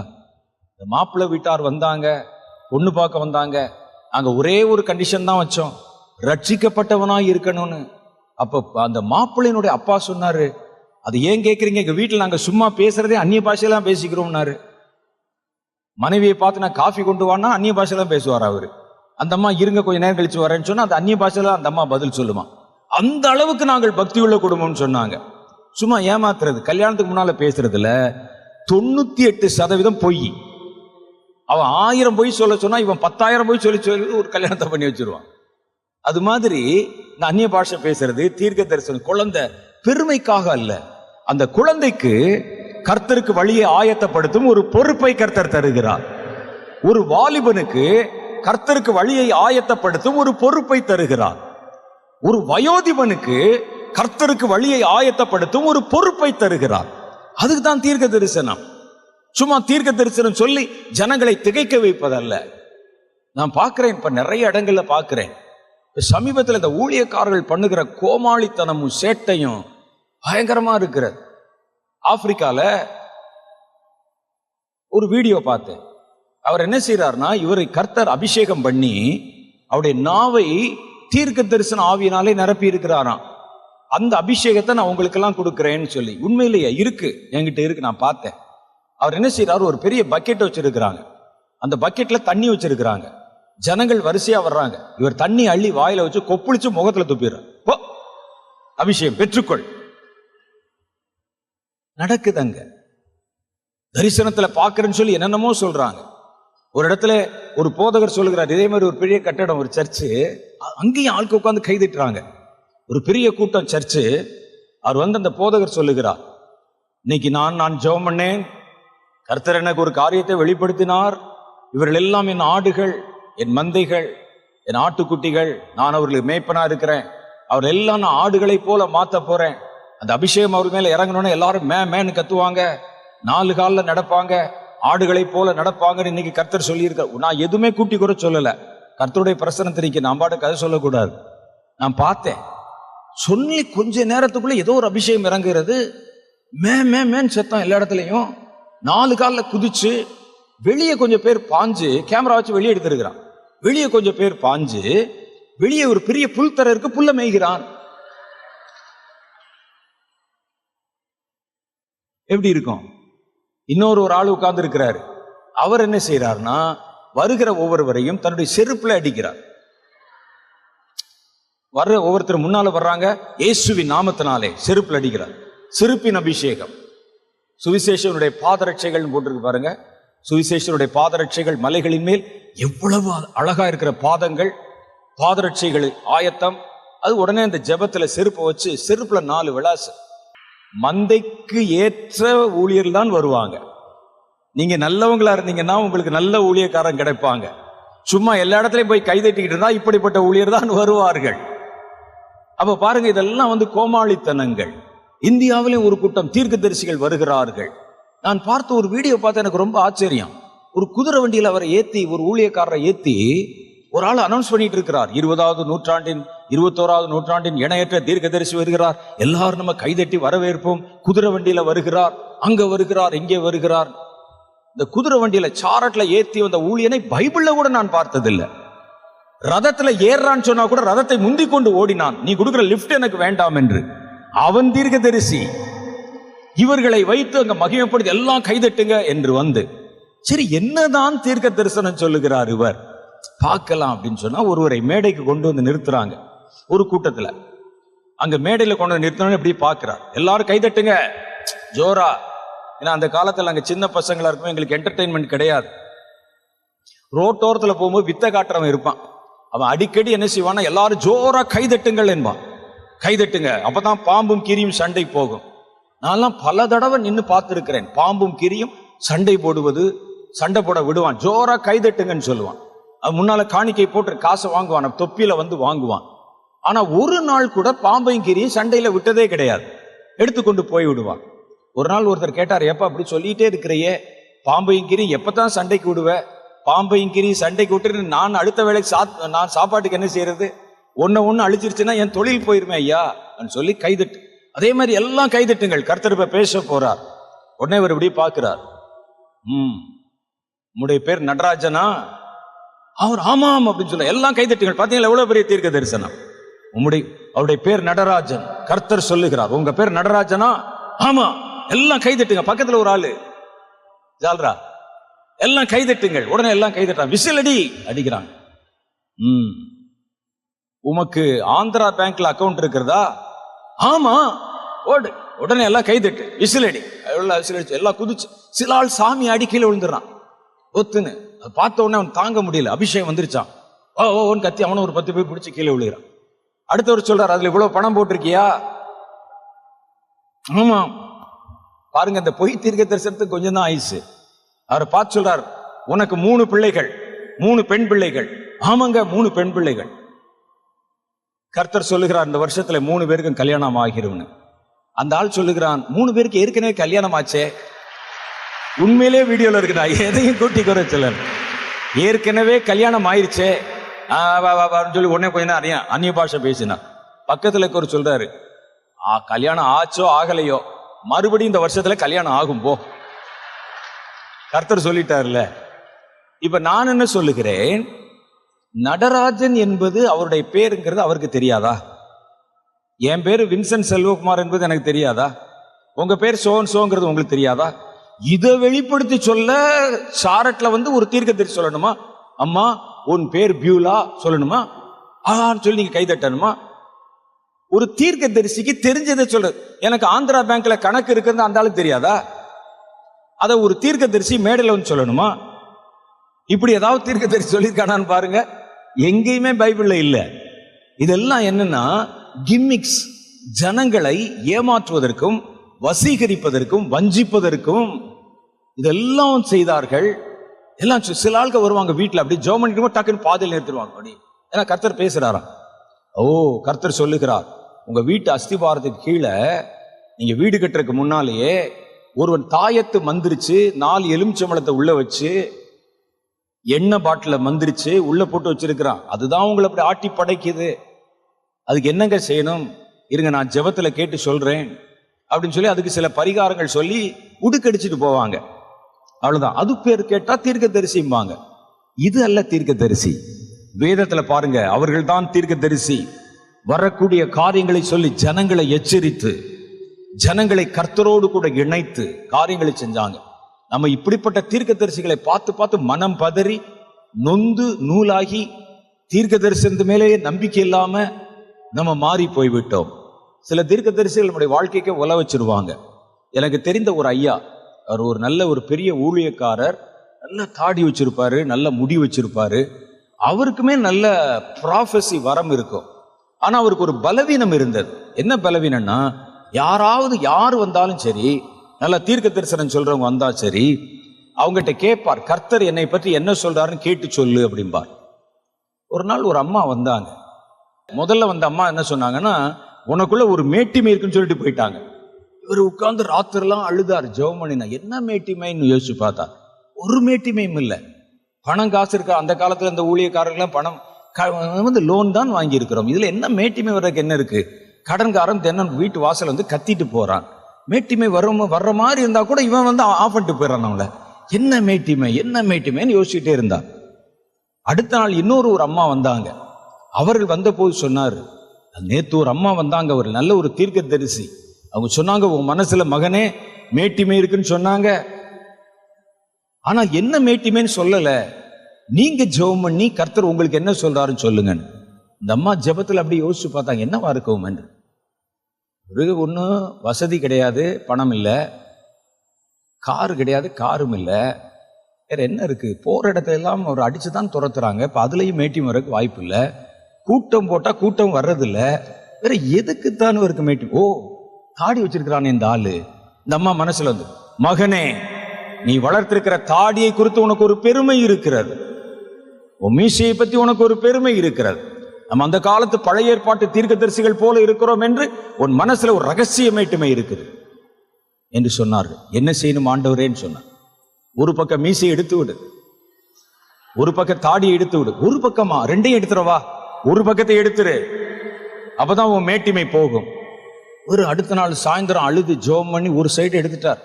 யாரு வந்தாலும் ஒரு பக்கம். இதெல்லாம் நடந்தது உண்மையிலேயே. அந்த ஐயாவே எனக்கு சொன்னது, தீர்க்க தரிசனத்தை எந்த அளவுக்கு நம்பணும்னு எனக்கு சொல்லி கொடுக்கும்போது சொன்னது.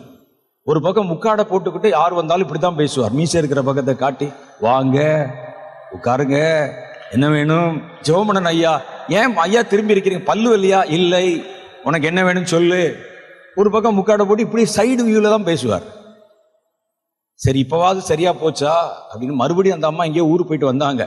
அங்கேயும் அப்படிதான் முக்காடு போட்டு என்ன கோலம்னு கேட்டாங்க. நான் மேட்டிமையா இருக்கிறேன் மீசையை பத்தின்னு இன்னொரு அம்மா வந்து சாட்சி, ஒரு தீர்க்க தரிசனம் சொல்லிச்சு, எடுத்துட்டேன், அதான் அப்படி உட்கார்ந்து இருக்கிறேன்னு. இப்பவாவது கோபம் மாறிடுச்சான்னு கேட்டாங்க. உடனே அந்த அம்மா சொன்னாங்க, இல்லை, இன்னும் மாறவில்லை, நான் உனக்கு வந்த மேட்டிமையில பாதி தான் போயிருக்கிறது, மீதி எடுத்துரு. அடுத்ததையும் எடுத்துட்டார். 2 பக்கம் தாடி மீசை எடுத்துட்டு ஃபுல் ஷேவிங்ல உட்கார்ந்து இருக்கிறார். பல பேர் வந்து அவரிடத்துல ஐயா இருக்கிறாங்கலாம் கேட்டாங்க.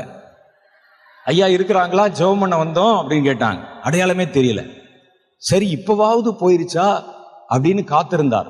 மறுபடியும் அந்த அம்மா அங்க இருந்து, அந்த காலத்துல செல்போன் கிடையாது, மறுபடியும் அந்த அம்மா எங்கேயோ சுத்திட்டு வந்தாங்க. அம்மா பாருங்கள், நான் எப்படி இருக்கிறேன், உரிச்ச கோழி மாதிரி இருக்கிறேன், மீச தாடியெல்லாம் எடுத்துட்டேன், மேட்டியம் போயிருச்சான்னு கேட்டாங்க. தலையில இருக்குதே, போகலையே இன்னும் அப்படின்னாங்க. மொட்டையும் போட்டு விட்டார். மறுபடியும் அந்த அம்மா சுத்திட்டு வந்தாங்க. போயிருச்சான்னு கேட்டார். கண் புருவத்துல இருக்குதே ஐயா, போலையப்பா. இப்ப எப்படி இருக்கும் பாருங்க, உருளைக்கிழங்கு உரிச்சு வச்ச உருளைக்கிழங்கு மாதிரி ஆயிட்டார். வெளியே போக முடியாது. நடந்ததாக அவர் சொன்னார், நான் பார்க்கல, அவர் சொன்னது எனக்கு. கடைசியில் ஆண்டவர்கிட்ட உட்கார்ந்து ஜெபம் பண்ணினார். என்ன எவ்வளவு நாள் தான் இப்படி பண்ணுவீர் ஆண்டவரே, என்னதான் சரி, தலையவே எடுக்கணுமா? என்ன மேட்டுமை எனக்கு, இதுக்கு மேல என்ன மேட்டுமை வரும் எனக்கு சொல்லும். புருவத்தை கூட வலிச்சிட்டேன் நான், இது எப்போ வளருமோ வளராதோ யாருக்கு தெரியும் அப்படின்னு சொல்லி ஜெபம் பண்ண.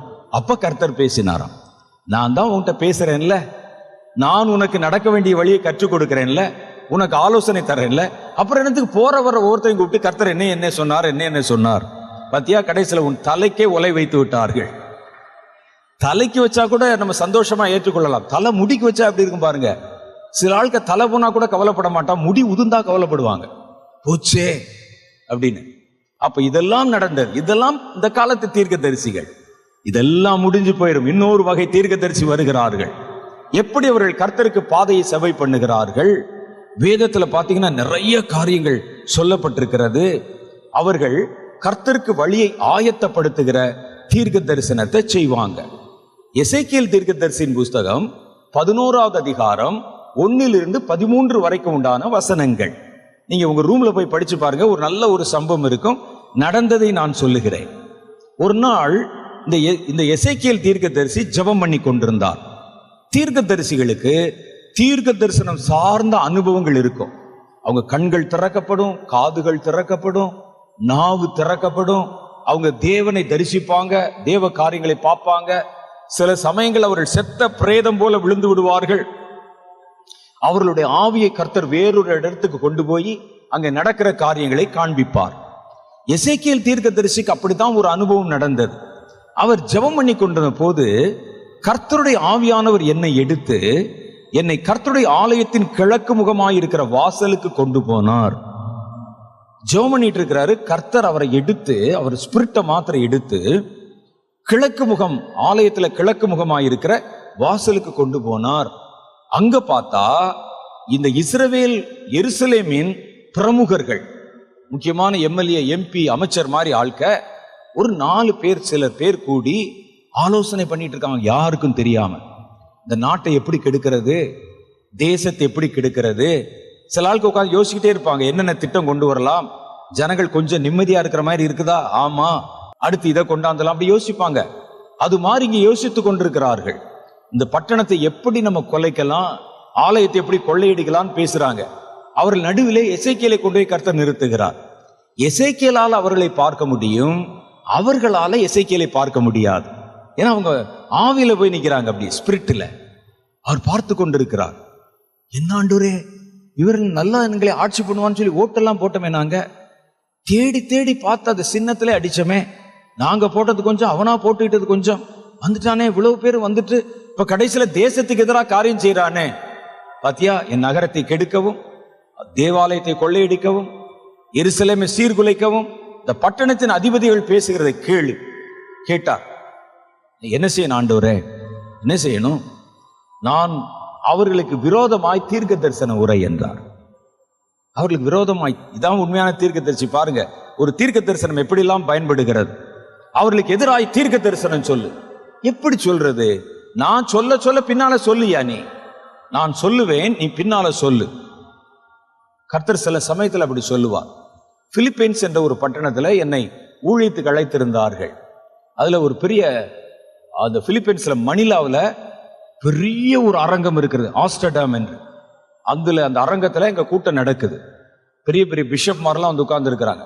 ஆரம்ப ஜெபம் பண்ணுகிறேன். திடீரென கண்கள் திறக்கப்பட்டு கர்த்தர் சில ஊர்கள் பேர்களை காண்பிக்கிறார். அந்த பேரை பார்த்தோம்னா எனக்கு சொல்ல வரல, ஏன்னா அது அவர்களுடைய ஊர்ல இருக்கிற பேரு எல்லாம் மூக்கிலே வரும். ஜப்பான்காரர்களுடைய பேரெல்லாம் நமக்கு சாமானியம் சொல்ல வராது, சைனாக்காரர்கள் பேரை சொல்ல வராது, அது மாதிரி வருது. எனக்கு புரியல. கர்த்தர் சொல்லுகிற, சொல்லு, இந்த ஊர் பேரை சொல்லு. என் காதுல சத்தம் கேட்குது.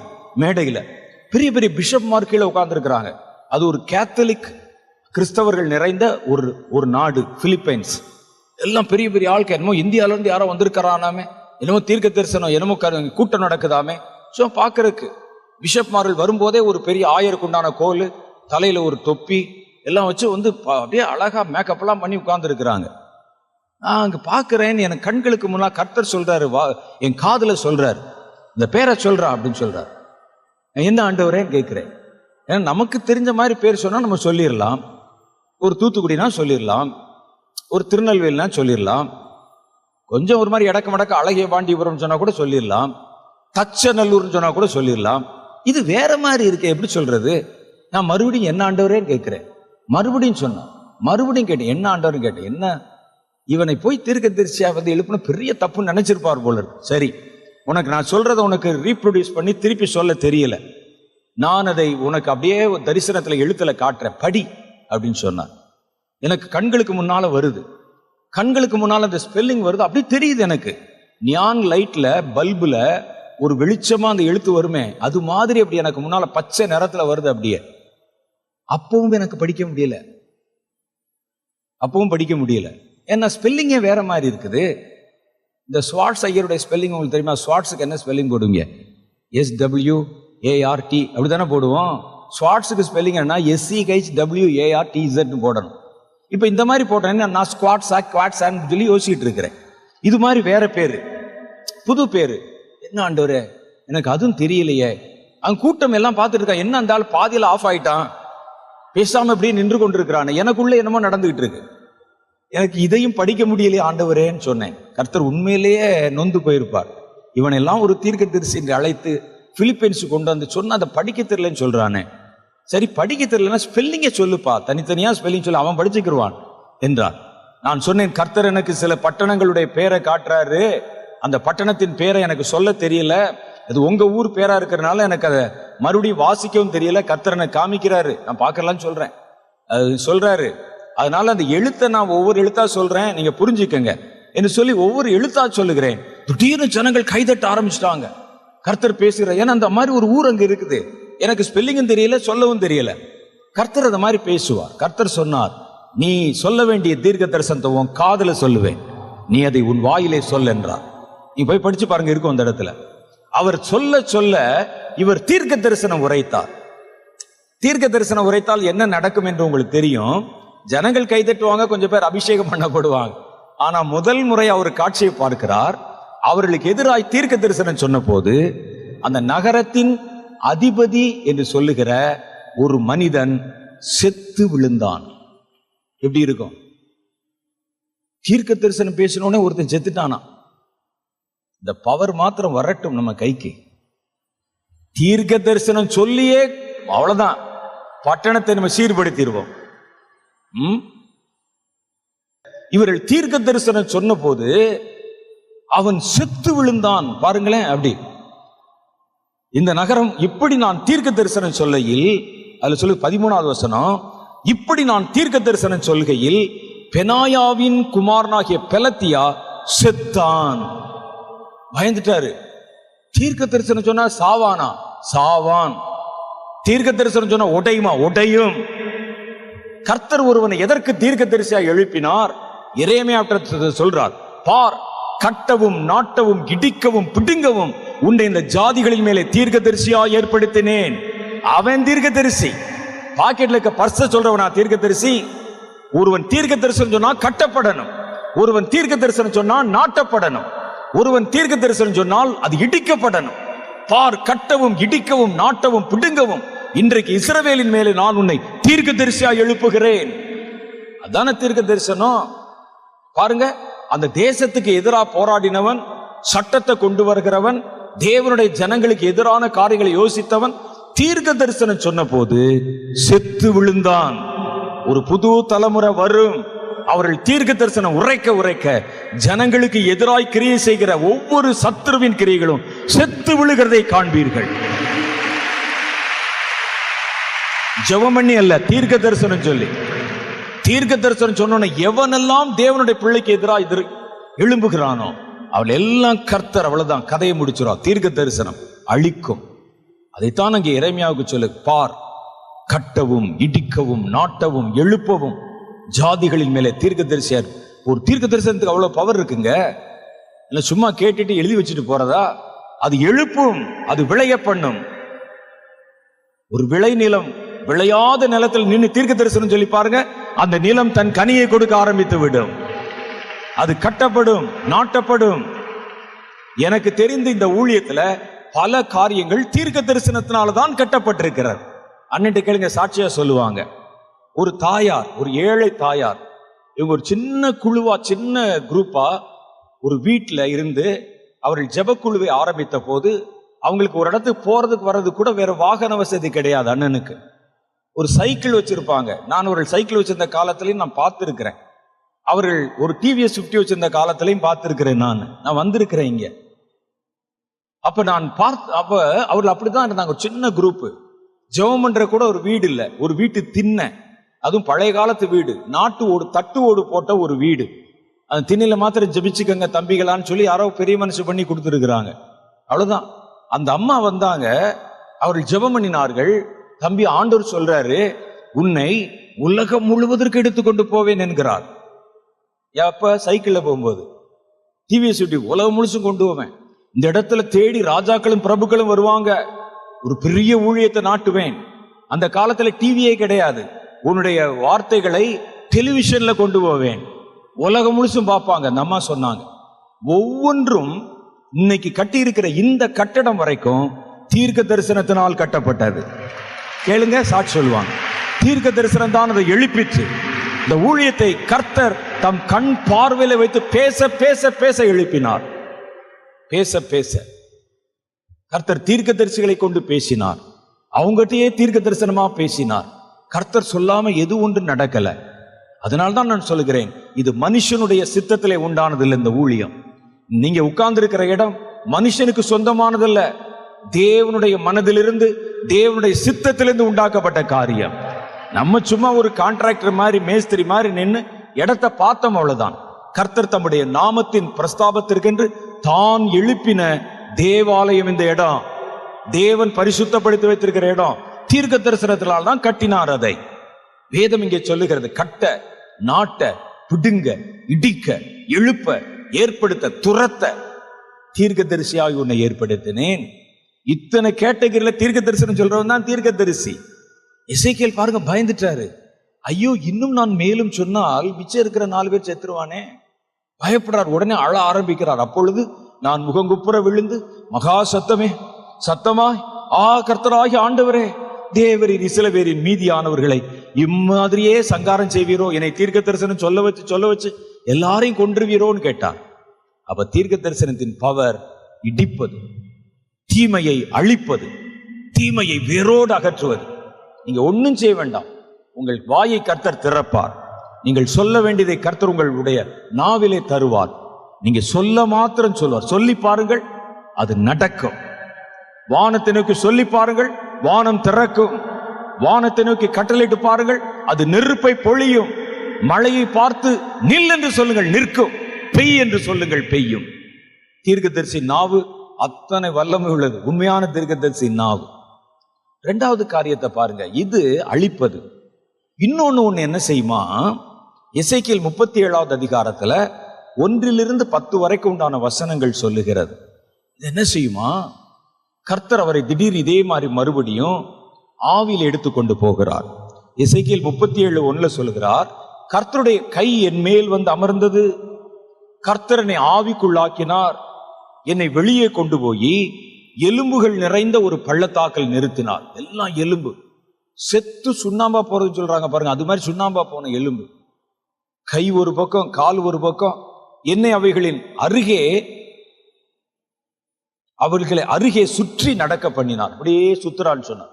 அது கூட ஒரு பிரேயர் வாக்கு மாதிரி தான். சுத்த சொன்னார், அப்படியே சுத்தினார். பள்ளத்தாக்கின் வெட்ட வெளியிலே அந்த எலும்புகள் மகா திரளாய் கிடந்தது. அவை மிகுந்த உலர்ந்ததுமாய் இருந்தது. அதுல எதுவுமே கிடையாது, வெறும் சுண்ணாம்பு மாதிரி. எப்ப செத்ததோ, எப்ப மக்கி போச்சோ, தனித்தனியா கிடந்தது. அப்பொழுது கர்த்தர் என்னை நோக்கி, மனுபுத்திரனே, இந்த எலும்புகள் உயிரடையுமா என்று கேட்டார். இந்த எலும்புகள் உயிரடையுமான்னு கேட்டார். நீங்க உடனே கர்த்தர் இந்த மாதிரி ஏதாவது கேட்டார்னா, நான் கற்றுக்கொண்ட ஒரு காரியம், உங்க ஞானத்தை காட்டவே கூடாது அவர்கிட்ட. அது எப்படி ஆண்டவர் உயிரடையும்? எலும்புகளுக்குள்ளே சுண்ணாம்பு சத்து இருக்கும். உள்ள பாத்தீங்கன்னா எலும்புக்குள்ளே மஜ்ஜை என்று ஒன்று இருக்கும், மேரோன்னு சொல்லுவாங்க. அப்புறம் அது உடம்புக்குள்ள இருக்கணும், அப்பத்தானே உயிரடையும் அப்படின்னு உங்களுடைய ஞானம் கல்வியெல்லாம் காட்டக்கூடாது. நான் தெரிந்து கொண்டது என்னன்னா, கர்த்தர் என்ன சொன்னாலும் ஆமான்னு சொல்லிடணும். ஆமாம்.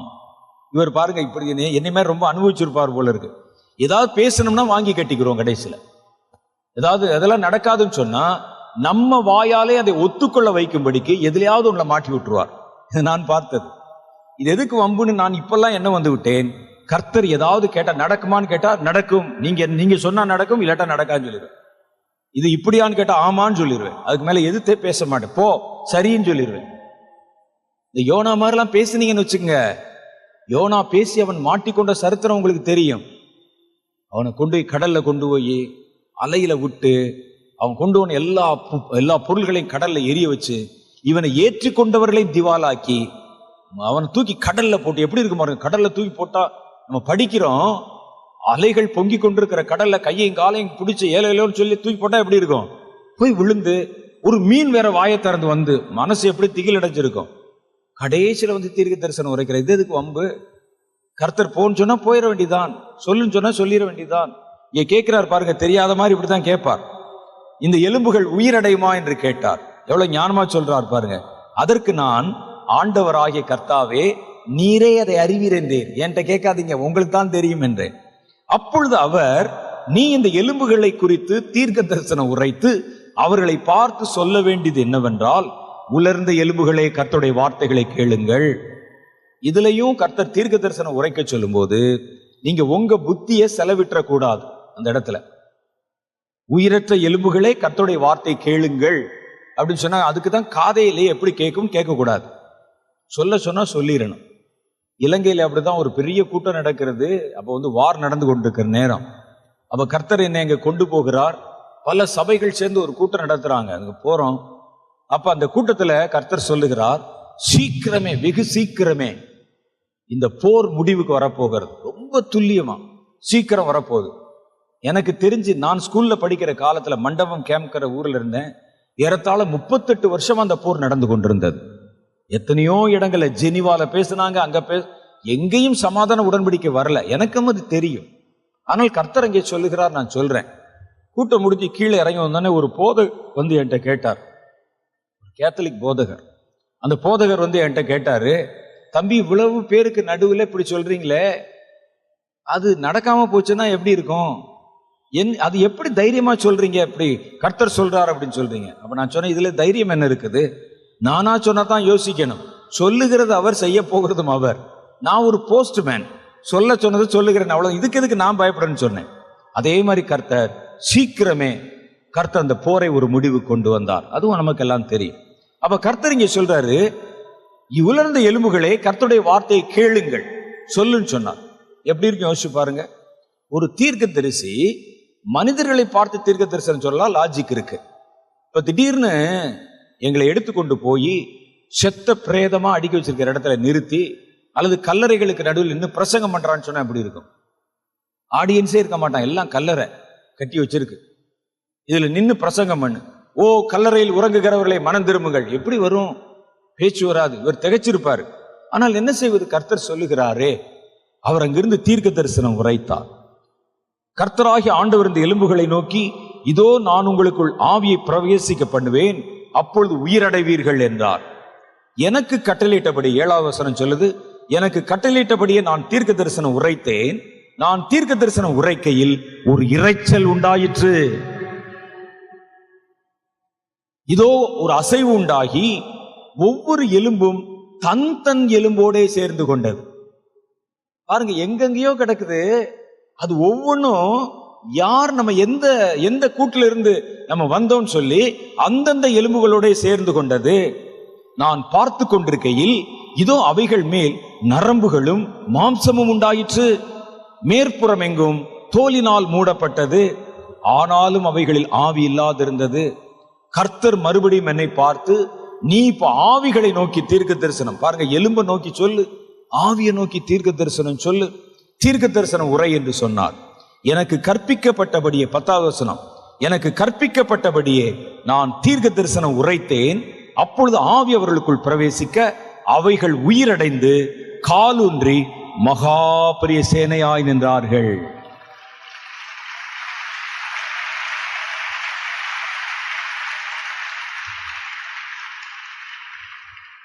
ஒரே தீர்க்க தரிசனம் தான்.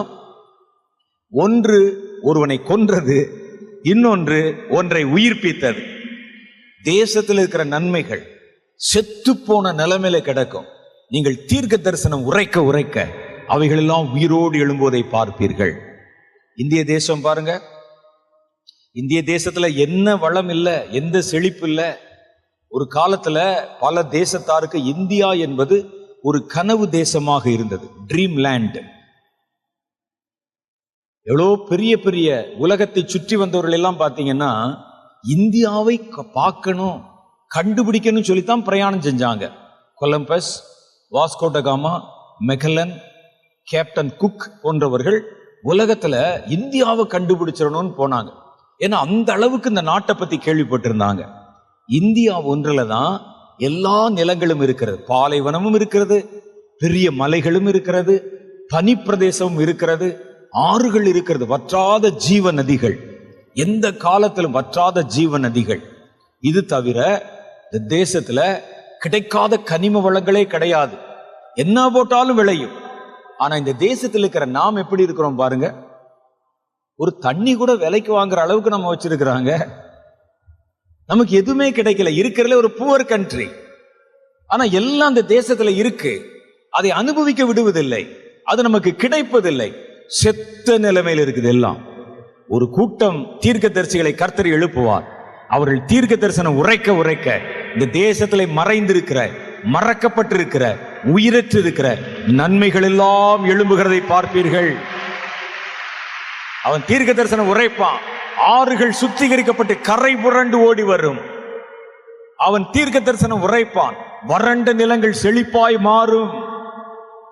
கர்த்தர் வனாந்தர வெளிகளிலே பாதைகளை உண்டு பண்ணுவார். நடக்கும். அது தீர்க்க தரிசனத்தில் தான் சாத்தியம். பாருங்க, செத்து போய் எலும்பா கிடந்தது, அடையாளம் தெரியாம இருந்தது, சும்மா மனுஷனா எந்திரிச்சது மாத்திரம் இல்ல, ஒரு பெரிய இராணுவமாய் எழுந்து நின்றதாம், ஒரு சேனையாய் நின்றதாம். கர்த்தர் அப்படித்தான் தேசத்தை புதிது பண்ண போகிறார். ஏன் புதிது பண்ணணும்? இயேசு இந்த பூமிக்கு இறங்கி வரும் பொழுது தீமையானவைகள் எல்லாம் அகற்றப்படணும், நன்மையானவைகள் உயிரூட்டப்படணும். கர்த்தருக்கு வழி இவ்விதமாய் செவை பண்ணப்பட வேண்டும். பூமியினுடைய அச்சை, பூமியினுடைய கர்த்தர் ஏற்படுத்தின இந்த பூமியை, கர்த்தர் இந்த பூமியை உண்டாக்கின போது எல்லாவற்றையும் நல்லது நல்லது என்று பார்த்து பார்த்து பார்த்து படைத்தாரே. அவர் அந்த ஒரு பொருளை உண்டாக்கினார், அது நல்லது என்று கண்டார். அப்படித்தானே வசனம் போட்டிருக்கு, நல்லது. ஆனா இன்னைக்கு சாத்தானுடைய கைக்குள்ளது போன பிறகு பூமியை தாறுமாறாக்கி வைத்து விட்டான். பூமியில எந்த நன்மையும் இல்லை, பூமியில வாழ்வது பயங்கரமாய் இருக்கிறது, பத்திரமற்றதாய் இருக்கிறது. பூமியில சாபத்தை கொண்டு வந்து வச்சுட்டாங்க. பூமியில எங்கு மனிதர்கள் இருக்கிறாங்களோ அந்த மனிதர்களை பயன்படுத்தி நரபலி கொடுக்க வைப்பது, விபச்சாரம் பண்ண வைப்பது, குடிக்க வைப்பது, வெறிக்க வைப்பது, சண்டை போட வைப்பது, ரத்தம் சிந்த வைப்பது என்று பூமியை முழுசும் கரப்படுத்தி ஒரு செத்த நிலைமையில வச்சிருக்கிறான். செத்த நிலைமையில இருக்கிற இந்த பூமியை இப்படி இருக்கும்னா, இந்த பூமி படைக்கப்பட்ட போது எப்படி இருந்திருக்கும் என்று யோசித்து பாருங்கள். அதனுடைய பூர்வ சீர் எப்படி இருந்திருக்கும்? கர்த்தர் இந்த பூமியை ஆள வரும்போது சாத்தானால் குதறி போடப்பட்ட, தீட்டுப்படுத்தப்பட்ட இந்த பூமி அல்ல, தம்முடைய தீர்க்கதரிசிகளால் பரிசுத்தமாக்கப்பட்ட, பாதைகள் செவ்வையாக்கப்பட்ட, புதுப்பிக்கப்பட்ட ஒரு புதிய பூமியை கர்த்தர் ஆளுமை செய்ய வருகிறார். அது தீர்க்கதரிசிகளால தான் சாத்தியம்.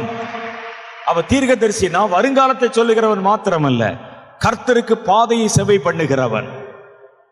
கர்த்தர் இந்த பூமியில இப்ப சபிக்கப்பட்டு போய் கிடக்கிற, சாத்தான் கை வச்ச ஒரு பூமி, சாத்தான் கால் வச்ச ஒரு பூமி, சாத்தான் நடந்த ஒரு பூமி, சாத்தான் கொதறி துப்பி போட்ட ஒரு பூமியவா கர்த்தருக்கு நம்ம கொடுக்க போறோம்? இல்ல. கர்த்தர் வருவதற்கு முன்பாகவே இதில் ஒரு சீரமைப்பு பணிகள் துவங்கும். அது கர்த்தருடைய வார்த்தையினால உண்டாகும். அதை தீர்க்கதரிசிகள் உரைப்பார்கள். தீமையானது செத்து விழும், நன்மையானது உயிர்ப்பித்து எழும். மேடுகள் பள்ளங்களாக்கப்படும், பள்ளங்கள் மேடுகளாக உயர்த்தப்படும். இவ்விதம் பாதைகள் செவைப்படுத்தப்படும். அதுக்கு தான் கர்த்தர் ஒரு கூட்டம் தீர்க்கதரிசிகள் எழுப்புகிறார். எங்கெங்கெல்லாம் சாபம் இருக்கிறதோ, எங்கெல்லாம் சபிக்கப்பட்டவன் இருக்கிறானோ, எங்கெல்லாம் கர்த்தருக்கு எதிரான கிரிகள் இருக்கோ, அவைகளை நோக்கி இந்த தீர்க்க தரிசன தலைமுறையினர் தீர்க்க தரிசனம் உரைப்பார்கள். அது செயலற்று போகும், செத்து விழும். அது கரைபடுத்தாமல் தன் கைகளை விலங்குகளிலே கட்டிக்கொள்ளும். இன்னொரு கூட்டம் தீர்க்கதரிசிகள் புறப்படுவாங்க. அவைகள் அழிக்கப்பட்ட ஒவ்வொரு பகுதியையும் கர்த்தர் மறுபடியும் பழைய சீருக்கு திரும்ப பண்ணுவார். இப்படிப்பட்ட உருவாக்கப்பட்ட பூமியிலே இயேசு தன்னுடைய ஆட்சியை தொடங்குவார். அப்படித்தானே வர முடியும்? சொல்லுங்க பார்க்கலாம். ஒருத்தன் சாப்பிட்ட பிளேட்ல நீங்க சாப்பிடுவீங்களா? சொல்லுங்க. பிளேட்ல கூட சாப்பிடுவாங்க, இலையில சாப்பிட மாட்டாங்க. ஒரு ஹோட்டலுக்கு போனா 10 பேர் சாப்பிட்ட பிளேட்டை கழுவி கழுவி வைப்பான், பிளேட்லேயே கொடுத்துருங்களேன் அப்படிம்பாங்க. இலை போட்டா அந்த இலையை கழுவிட்டு வந்து போட்டா சாப்பிடுவீங்களா? நீங்க கழுவிட்டாங்க, ஏன் இப்ப பிளேட்ல சாப்பிடுறீங்க? பிளேட்டையும் சாப்பிட்ட உடனே தூக்கி போட்டுற வேண்டியதானே? அதை கழுவுனா சாப்பிடுறீங்கல்ல, இலையை சாப்பிடுவீங்களா? சாப்பிட மாட்டோம். ஒரு முறை டாக்டர் ராதாகிருஷ்ணன் அப்படித்தான் ஒரு வெளிநாட்டுக்கு போயிருந்தார், ரஷ்யாவுக்கு போயிருந்தாராம். அப்ப அவர் இந்திய பாரம்பரியத்தை கடைபிடிக்கிறவர். எல்லாரும் கொண்டாந்து வச்சாங்க.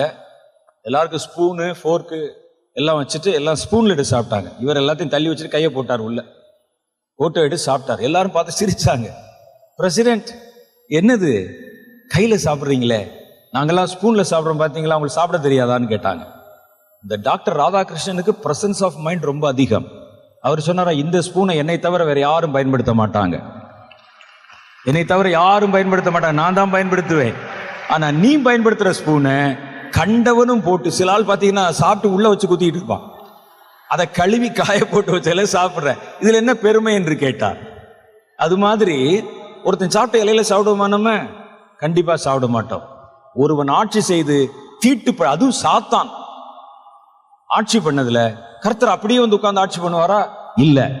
அதை சுத்திகரித்து, உங்களை கொண்டு சுத்திகரிக்க பண்ணி, பாதைகளை செவ்வை பண்ணி, புதுசாக்கி, மாசு மறுவில்லாமல் ஒரு புதிய பூமியை கர்த்தர் ஆளுமை செய்ய போகிறார்.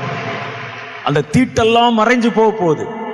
சாத்தான் எழுப்பி வைத்த கேந்திரங்கள் தகர்க்கப்பட போகிறது. அது உங்கள் தீர்க்க தரிசனத்தினால் தான் சாத்தியமாக போகிறது. கர்த்தருக்கு பாதையை செவ்வை பண்ண ஒரு தீர்க்க தரிசன தலைமுறையை கர்த்தர் எழுப்ப போகிறார். இதுதான் தீர்க்க தரிசனம். ஜெபிக்கிற தலைமுறை, யுத்தம் செய்யற தலைமுறை, தீர்க்க தரிசன தலைமுறை, பலவான்களின் தலைமுறை. இந்த பலவான்கள் என்ன செய்வாங்க? பலத்த காரியங்களை செய்வாங்க, சாத்தானை மிரட்டுற மாதிரி. ஏன்னா வேதத்தில் சொல்லி இருக்கிறது, கடைசி நாட்கள்ல சாத்தான் கூடுமானால் தெரிந்து கொள்ளப்பட்டவர்களை வஞ்சிக்கும்படிக்காக பெரிய அடையாளங்களை இது செய்தது. அப்ப சாத்தான் ஒரு பலமான காரியத்தை செஞ்சா தெரிந்து கொள்ளப்பட்டவர்கள் கூட வஞ்சிக்கப்பட்டு போயிடலாம். ஐயோ, இதெல்லாம் எப்படி நடக்கும்? அப்ப உண்மையிலே சாத்தான் ஒரு பவர்ஃபுல் தான் போல இருக்கு அப்படின்னு தெரிந்து கொள்ளப்பட்டவர்களை வஞ்சிக்கத்தக்கதான பெரிய அடையாளங்களை செய்யுமா கடைசி காலத்துல சாத்தான். நிறைய பேர் அதை பார்த்து ஏமாந்து போயிடுவாங்க. கர்த்தர் இந்த நேரத்துல ஒரு புது தலைமுறை ஊழியர்களை எழுப்புகிறார். அவர்களை தம்முடைய மேலான வரத்தினால, பலத்த காரியங்களை செய்யும் அதிகாரத்தினால அவர்களை நிரப்ப போகிறார். அவர்கள் என்ன செய்வாங்கன்னா, சாத்தானுடைய பலத்த காரியங்களை தன்னுடைய பலத்தினால் விழுங்குவார்கள். மோசே ஆடு மேய்த்து கொண்டிருந்தார். கர்த்தர் கூப்பிட்டார். திடீர்னு பார்க்கிறார், ஒரு காட்சி வித்தியாசமா இருக்குது அவருக்கு. ஒரு முள் செடியில தீ எரியுது, ஆனா செடி கருகல. அப்படி ஒரு கிராபிக்ஸ் தீ மாதிரி மேல தனியா அது எரிந்து கொண்டிருக்கிறது. பக்கத்துல போய் என்னன்னு பார்க்கலான்னு போன, நில்லு, நீ நிற்கிற இடம் பரிசுத்தமானது, உன் பாதரட்சியை கழட்டி போட்டு, செருப்பு கழட்டி போட்டு வான்னு சொன்னான். கழட்டி போட்டு வந்து நின்ற போது கர்த்தர் பேசினார். உன் ஜனங்களை விடுவிக்க வேண்டிய நேரம் வந்துருச்சு, போ, பார்வோன் இடத்துல போய் சொல்லு, கர்த்தருடைய ஜனங்களை போக விடுன்னு சொல்லு. விட மாட்டான் ஆண்டவரே, இவர் வாதாடி பார்க்கிற, போய் சொல்லு. நான் போய் சொன்னால் எனக்கு கர்த்தர் தான் என் கூட பேசினார் என்பதற்கு என்ன அடையாளம் இருக்கிறது? கர்த்தர் சொன்னார், தம்பி, உன் கையில என்ன வச்சிருக்கிற? ஆடு மேய்க்கிற கோல் வச்சிருக்கிறேன், அதை கீழே போடு என்றார். அதை கீழே போட்டான். கீழே போட்டா ஒரு பெரிய மலைப்பாம்பு மாதிரி ஒரு பாம்பாகி விட்டது. அது அவ்வளவு பெரிய நீள பாம்பு. பயந்துட்டார் இவர். உன் கையை நீட்டி அதை பிடி என்றார். கையை நீட்டி அதன் வாளை தொட்ட போது மறுபடியும் கம்பாய் மாறி விட்டது. இப்ப போ, இதை போய் பார்வோன் இடத்தில் காட்டு என்று கர்த்தர் அனுப்பினார். இவருக்கு ரொம்ப சந்தோஷம். பார்வோன் ஏதாவது பேசட்டும், நம்ம அந்த கம்பை கீழே போட்டு 4 தடவை காமிச்சோம்னா அவ்வளவுதான், அவன் பயந்து விடுவான் என்று நேர அரண்மனைக்கு போனார். அரண்மனையில போய் பார்வோன் இடத்துல நெஞ்சை நிமிர்த்து, இப்பதான் தைரியமா இருக்கு, நேராய் போனார். பார்வோன் பார்த்தோன்னு, நீயா எங்கடா வந்தன்னு கேட்டார். ஏன்னா அவங்களுக்கு தெரியும், இந்த பார்வோனுடைய தகப்பன் இவரை நைல் நதியிலிருந்து கண்டுபிடிச்சு அரண்மனையில வளர்த்த போது இந்த ஆட்சியில உட்கார்ந்துருக்கிற பார்வோனும் மோசையும் ஒன்னா வளர்ந்தவர்கள், ஒன்னா படிச்சவங்க, ஸ்கூல்மேட்டு, கிளாஸ்மேட்டு. வந்து கேட்டார், உன்னைத்தானே அரசாங்கம் தேடிக்கொண்டிருக்கிறது, ஒரு எகிப்தியனை கொலை பண்ணிட்டு ஓடிட்ட, அதெல்லாம் பேசாத, என் ஜனங்களை போக விடு என்று கர்த்தர் சொல்லுகிறார். என்ன டயலாக் புதுசா இருக்கு. யாரை போக விடணும்? இஸ்ரவேலர்களை போக விடு. கர்த்தர் சொல்லி இருக்கிறார். கர்த்தர் சொல்லி கேட்கறதுக்கு கர்த்தர் எனக்கு யாரியா, நான் ஏன் கேட்கணும்னு கேட்டார். ஏன் அவருக்கு நான் கீழ்ப்படியணும்? இதோ பார் என்று சொல்லி தன் கம்பை கீழே போட்டார். இந்த கம்பு அப்படியே ஒரு பாம்பா மாறிச்சு. பாத்தியா, அவன் பயப்படுவான் பார்த்தா சிரிக்கிறான். பார்வோன் மறுபடியும் கையை நீட்டி பாரு. சிரித்தான். உடனே கைகளை தட்டினான். யார் அங்கே? ஒரு கூட்டம் மந்திரவாதிகள் வந்தாங்க. ஒரு 40 பேர் வரிசையா வந்து நின்னான். பாஸ் என்னன்னு கேட்டாங்க. மோசே என்னமோ ஒரு மேஜிக் காட்டுறான்ப்பா, செஞ்சு காட்டு மோசே என்றான். மோசே கையின் கோலை கீழே போட்டான், பாம்பாச்சு. இவன் அந்த மந்திரத்தை எங்கேயோ கற்றுக்கொண்டு வந்து என்னை பயமுறுத்தி இஸ்ரவேல் ஜனங்களை போக விடு என்று சொல்லுகிறான். ஓ அப்படியா, இப்ப பாருங்கன்னு சொல்லி அவர் ஒவ்வொருவனும் ஒவ்வொரு கம்பு வச்சிருந்தான். நீங்க பழைய சினிமாக்கள் அல்லது கதைகள்ல பார்த்தா தெரியும், மந்திரவாதிகள் மந்திர கோல்னு ஒண்ணு வச்சிருப்பாங்க. தெரியுமா உங்களுக்கு? ஒரு கம்பு வச்சிருப்பாங்க. அந்த கம்பை கீழே போட்டாங்க, எல்லாம் பாம்பா மாறிச்சு. இது ஒரு சீப் மேஜிக். ஏன் இது அரண்மனையில் இருக்கிற மந்திரவாதிகள் செய்வாங்க. இதை போய் காமிச்சு நான் பயப்படும் பல முறை செஞ்சு காமிச்சிருக்கிறான். எனக்கு இதை போய் செஞ்சு காமிச்சுன்னு சொன்னான். இப்ப காட்சி அப்படியே மாறிற்று. ரெண்டும் பாம்பாச்சு. ஆனா மோசேயின் பாம்பு மற்றவருடைய பாம்புகள் எல்லாம் விழுங்கி போட்டது. அடுத்த காட்சியில பாக்குறீங்க, மோசேயின் கையில் கம்பு இருந்தது, மந்திரவாதிகள் வெறும் கையாய் நின்றார்கள். அடுத்த சீன்ல பாருங்க, எல்லாரும் எம்டி ஆகிட்டான். இந்த மந்திரக்கோள் இல்லாவிட்டால் அவர்கள் மறுபடியும் வேற ஒரு கம்பு எடுத்து அந்த மந்திரக்கோளுக்கு உரு போடுறதுக்கு நாள் ஆகும். எல்லாரையும் திவாலாக்கி விட்டார். இவர் ரொம்ப கூலா அந்த கம்பை எடுத்துக்கொண்டு போய்விட்டார். அதுதான் நடக்கும். கர்த்தர் உங்களை தம்முடைய அற்புத வல்லமையினாலே நிரப்புவார். நீங்கள் அற்புதங்களை செய்வீர்கள், சாத்தானும் அற்புதங்களை செய்வான். ஆனால் உங்கள் அற்புதம் சாத்தானுடைய அற்புதங்களை விழுங்கி போடும். உங்கள் கைகள் பலத்து கொள்ளும். சாத்தான் திவாலாகி விடுவான். அவன் வெறுங்கையாய் மாற்றப்படுவான். இதுதான் அற்புதம். இப்ப பாருங்க, நான் ஏற்கனவே சொன்னேன், சாத்தானுக்கு எந்த பவரும் கிடையாது. அவன் கையில் இருக்கிற பவர் முழுசும் கர்த்தர் மனிதர்களுக்கு கொடுத்ததைத்தான் சாத்தான் திருடி வைத்திருக்கிறான். அவன் திருடனும் மனுஷ கொலைபாதகனுமாய் இருக்கிறான் என்று வேதம் சொல்லுகிறது. சாத்தான் இவ்வளவு பவர் எப்படி வந்துச்சு? மனிதர்களை ஏமாற்றி தான் வாங்க முடியும். அவன் ஆண்டவர்கிட்ட போய் ஜெபம் பண்ண முடியுமா? தவம் பண்ண முடியுமா? ஃபாஸ்டிங் பண்ண முடியுமா? கேட்க முடியுமா? மனிதர்கள் யார் யாரெல்லாம் எதெல்லாம் விட்டானோ அதெல்லாம் இவன் பிடிச்சிட்டு வந்துடுவான். அப்போ ஒவ்வொரு முறை இந்த அபிஷேக கூட்டங்கள் நடக்கும் போதெல்லாம் சாத்தான் வெளியே பார்த்துக்கிட்டே இருப்பான். யார் யாருக்கு என்ன கொடுக்குறான்னு பார்க்கலாம். அவனை வீட்டுக்கு வரட்டும், நம்மகிட்ட தானே வருவான். வெளியே வரும்போது ஏதாவது ஒரு வடையை கிடையை கொடுத்து ஏமாத்தி அவன் கையில் இருக்கிற வரத்தை எல்லாம் வாங்கி, இப்படி எவ்வளவு பேர் வரத்தை வாங்கினானோ தெரியல. சாத்தான் இன்றைக்கு கொழுத்து போயிருக்கிறான். அவன்கிட்ட போன வரத்தை திருப்பி வாங்கணும் இல்ல, அவன்கிட்ட போன பவரை மறுபடியும் தேவ ஜனத்தின் கைக்கு திரும்ப வர பண்ணணும்ல. அதற்குத்தான் கர்த்தர் பலவான்களின் தலைமுறை எழுப்புகிறார். நீங்கள் ஒவ்வொரு முறை அற்புதம் செய்யும் போதும் சாத்தானுடைய கஜானாவை காலி பண்ணுகிறீர்கள், சாத்தானுடைய சக்தியை குறைய பண்ணுகிறீர்கள், சாத்தானுடைய பவரை மறைய பண்ணுகிறீர்கள், இழந்ததை திரும்ப பெறுகிறீர்கள். இழந்தது திரும்ப வரும். அப்படிதான் செய்தான். அப்ப பார்வோன் அரண்மனையில் இருக்கிற மந்திரவாதிகள் கையில் இருக்கிற கோலை போட்டா பாம்பாய் வரும் என்று மோசைக்கு தெரியாம இருந்திருக்கலாம். கர்த்தருக்கு தெரியாம இருக்குமா? கர்த்தருக்கு தெரியும். பர்பஸாய்த்தான் மோசை அங்க அனுப்பினார். இந்த மந்திரவாதிகள் இந்த மந்திர கோலை வச்சுக்கிட்டு தானே இருக்கிறான். அடுத்தடுத்து ஏன் அனுப்பினார்? அந்த மந்திரவாதிகளை குருட்டாட்டம் பிடிக்க பண்ணினார். குருட்டாட்டம் பாருங்க. ஒரு முறை போய் தன்னுடைய கையில் இருக்கிற அந்த கோலை எடுத்து கர்த்தர் சொன்னார், அந்த நைல் நதியில அடின்னு சொன்னார். அதை தண்ணியில அடிச்ச உடனே அந்த ஆறு அப்படியே ரத்தமா மாறிச்சு. எழுத்தின்படியே ரத்தம், சாயம் பூசின கலர்லாம் கிடையாது, ரத்தம் ஆயிடுச்சு. மீன்லாம் சாக ஆரம்பிச்சிருச்சு. ஒரே ரத்த வாடை, ரத்தம் ஆகிவிட்டது. உடனே மந்திரவாதிகளை அழைக்கிறார். மந்திரவாதிகள் எப்படி குருட்டாட்டம் பிடிக்க பண்றார் பாருங்க. மந்திரவாதிகளை கூப்பிடுகிறான், வாருங்கள். மோசே பாருங்க, இவ்வளவு பெரிய தண்ணியை ரத்தமாய் மாற்றி விட்டான். உண்மையான நல்ல மந்திரவாதியா இருந்தா என்ன செய்யணும் சொல்லுங்க? ரத்தமா மாறின தண்ணிய மறுபடியும் தண்ணியா மாத்தணும். அவன் அதுக்கு தானே கூடுவாங்க. இவன் என்ன செய்தான்? இதென்ன பெரிய அற்புதம், இதோ பாரும் ராஜான்னு சொல்லி அங்கங்க இருந்த மத்த தண்ணியெல்லாம் அடிச்சான், எல்லாம் ரத்தமாயிருச்சு. ஆத்துல அடிச்சான், ஆறு ரத்தமாச்சு. கிணத்துல அடிச்சான், கிணறு ரத்தமாச்சு. ஒருவன் ஓடி ராஜா தண்ணி குடிக்க தண்ணி எடுத்தார், அதையும் தட்டி விட்டான் ஒருத்தர். அப்ப மந்திரவாதிகளை பாருங்க, கர்த்தர் சாத்தானுடைய திட்டங்களை குழப்படி பண்ண வைத்து விடுவார். கர்த்தர் மோசையை அனுப்பினார். மோசே இங்க அற்புதம் செய்தான். அவன் கோலை எடுத்து அடித்த போது நிறைய தவளைகள் வந்து ராஜாவுடைய படுக்கை மேலாம் ஏறிச்சான். எப்படி இருக்கும் பாருங்க. வீட்டுல, வாசல்ல, கிச்சன்ல தவளைகளாய் வருகிறது. எங்க பார்த்தாலும் மந்திரவாதிகளை அழைத்தால் வந்த தவளைகளை மறைந்தளவா போக பண்ணணும். இவன் அவன் பங்குக்கு அடிச்சா இன்னும் தவளைகள் பெருக ஆரம்பிச்சிருச்சு. அடிக்கிற இடத்துல எல்லாம் அவனுக்கு ராஜா இங்க பாருங்க, ராஜா அங்க பாருங்க, அங்க. அட முட்டா பசங்களா, அந்த தவளை பிடிங்கடான்னு சொன்னா இவன் வேற மேலும் பிரச்சனை பெருசாக்குறானே. கர்த்தர் அப்படித்தான்.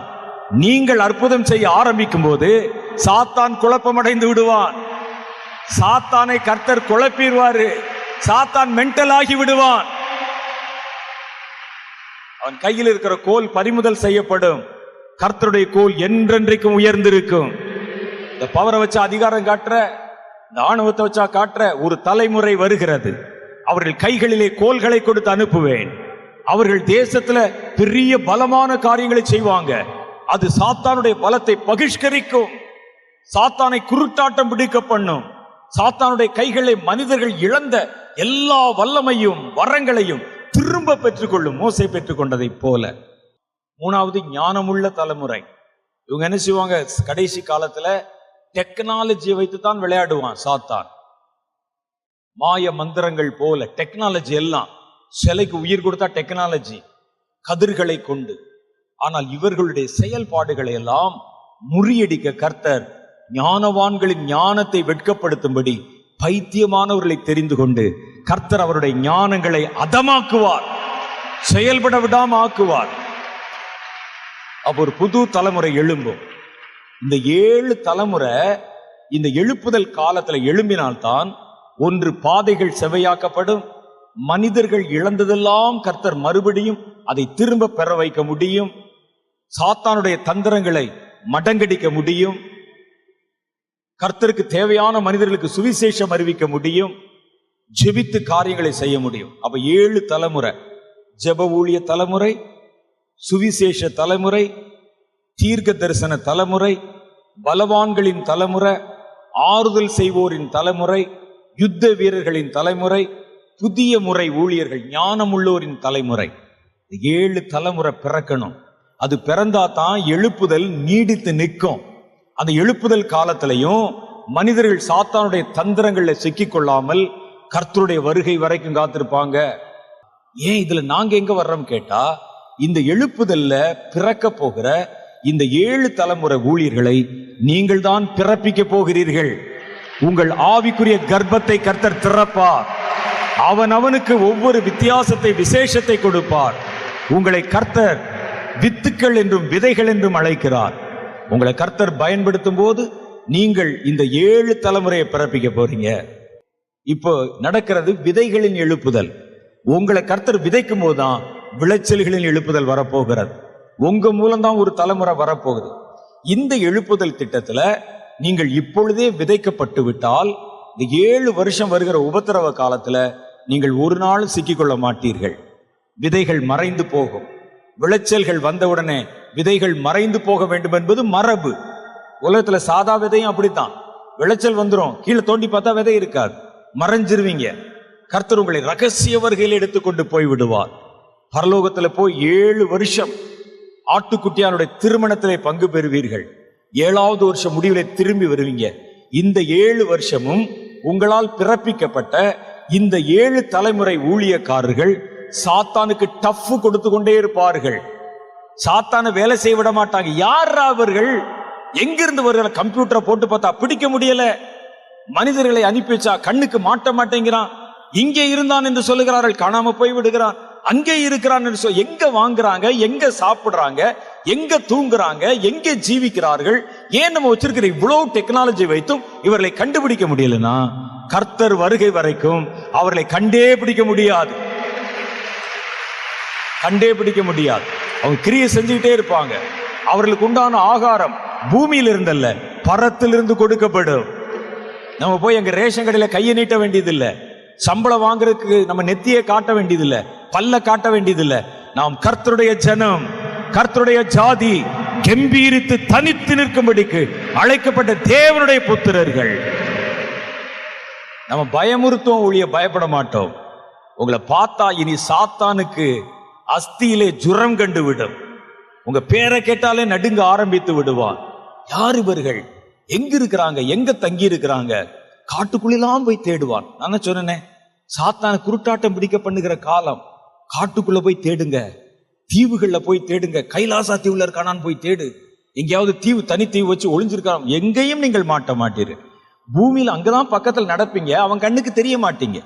பிலிப்புவை கர்த்தர் கொண்டு போனதை போல உங்களை கொண்டு ஊழியத்தை நடத்துவார். உங்களை யார் பார்வையில் சிக்க வைக்க விட மாட்டார். இதே எசேக்கியேல் போய் எங்க தீர்க்க தரிசனம் உரைச்சு பெலத்தியா செத்து விழுந்த போது எசேக்கியேலை அங்க இருந்தவங்க பார்த்திருந்தாங்கன்னா என்ன நடந்திருக்கு யோசிச்சு பாருங்க. திடீர்னு அவன் அப்படி நெஞ்ச பிடிச்சிட்டு விழுகிறான், சாகுறான், அவ்வளவுதான் தெரியும். பின்னால நடந்த கதை நமக்கு தான் தெரியும், எசேக்கியேலுக்கு தான் தெரியும். அங்கே உட்கார்ந்திருந்த மற்ற ஆட்களுக்கு தெரியாது. செத்து விழுந்தான். ஒருவேளை அவன் கண் பார்வைக்கு தட்டுப்பட்டிருந்தா எப்படி இருக்கும்? இவன் தான் என் தீர்க்க தரிசனம் சொன்னான், இவனை தீர்க்க தரிசனம் சொல்லி கொன்று விட்டான், பிடி அவனைன்னு சொல்லியிருப்பாங்க. பாருங்கள், ஒரு ரகசிய ஊழியம். இனி வருகிற எழுப்புதல் தலைமுறை தேவனுடைய ஊழியத்தை, ரகசிய ஊழியத்தை செய்வாங்க. ஊழியம் நடக்கும். அவர்கள் எழுப்புதலை அணைய விடாமல் பற்றி எரிய வைப்பாங்க. அதுல ஒரு கூட்டம் ஊழியர்களை மாத்திரம் கர்த்தர் இரத்த சாட்சியாய் பயன்படுத்த வேண்டிய அவசியம் இருக்கு. அவங்க மாத்திரம்தான் இப்படிப்பட்ட சில காலங்கள்ல சாத்தானால பிடிக்கப்பட்டு கொலை செய்யப்படுவாங்க, இரத்த சாட்சிகள். அப்புறம் இந்த கைவிடப்பட்ட கொஞ்சம் பேருக்கு அப்புறம் தான் வந்து உணர்ச்சி வரும், ஐயோ நம்ம இருந்த காலத்துல விதைக்கப்படுவதற்கு இடம் கொடுக்காதனால கர்த்தர் நம்மை கைவிட்டு போய்விட்டார். புதிய தலைமுறை ஊழியத்தை செய்யலாம்னா அந்த அபிஷேகம் நமக்கு கிடைக்கல. இப்ப நம்ம தனியா இருக்கிறோமே, எப்படியாவது விடக்கூடாதுன்னு அதுல ஒரு கொஞ்சம் பேரு வைராகியம் கொண்டு கைவிடப்பட்டவர்கள் சாத்தானை எதிர்த்து நின்று அதனாலே கொல்லப்பட்டு இரத்த சாட்சியா போவாங்க. அவர்களுக்கும் பரலோகத்தில் இடம் இருக்கும், மற்றவர்கள் கைவிடப்பட்டு விடுவார்கள். இதான் நடக்க போகுது. அப்ப இந்த திட்டத்துல பயன்படுத்தக்கூடிய பாத்திரங்களை பிறப்பிக்கிற ஒரு பெரிய உத்தரவாதமான பணி, பரலோகமே எதிர்பார்த்திருக்கிற ஒரு பணி, பரலோகத்தின் வேதம் எழுதின வேதத்தின் காரியங்கள் எல்லாம் நிறைவுக்கு கொண்டு வரக்கூடிய கடைசி பணி. இதான் ஊழியங்களுடைய கிரீடம், the crown of the ministries. உலகத்துல செய்யப்பட்ட ஊழியங்கள் எல்லாவற்றிலும் கிரீடம் மாதிரி இருக்கிற கடைசி ஊழியம் தான். இந்த ஊழியத்துல கர்த்தர் உங்கள் பெயரை எழுதி இருக்கிறார். எவ்வளவு பெரிய காரியம் பாருங்க. நீதான் பிறப்பிக்க போற, உன் மூலம்தான் அந்த தலைமுறை பிறக்க போகுது. சாத்தானுடைய திட்டங்கள் தவிடுபடியாக போகிறது. என் வருகை வரும்போது நான் ஆளுமை செய்வதற்கு ஒரு கூட்டம் ஜனத்தை உங்கள் ஊழியத்துல பிறக்க வைப்பேன். அவர்களை 7 வருஷத்தை கடந்து வரும்போது அவர்களை பாதுகாத்துக் கொள்ளும்படி நான் உங்கள் மூலம் 7 தலைமுறை ஊழியர்களை எழுப்புவேன் என்று கர்த்தர் சொன்னார்.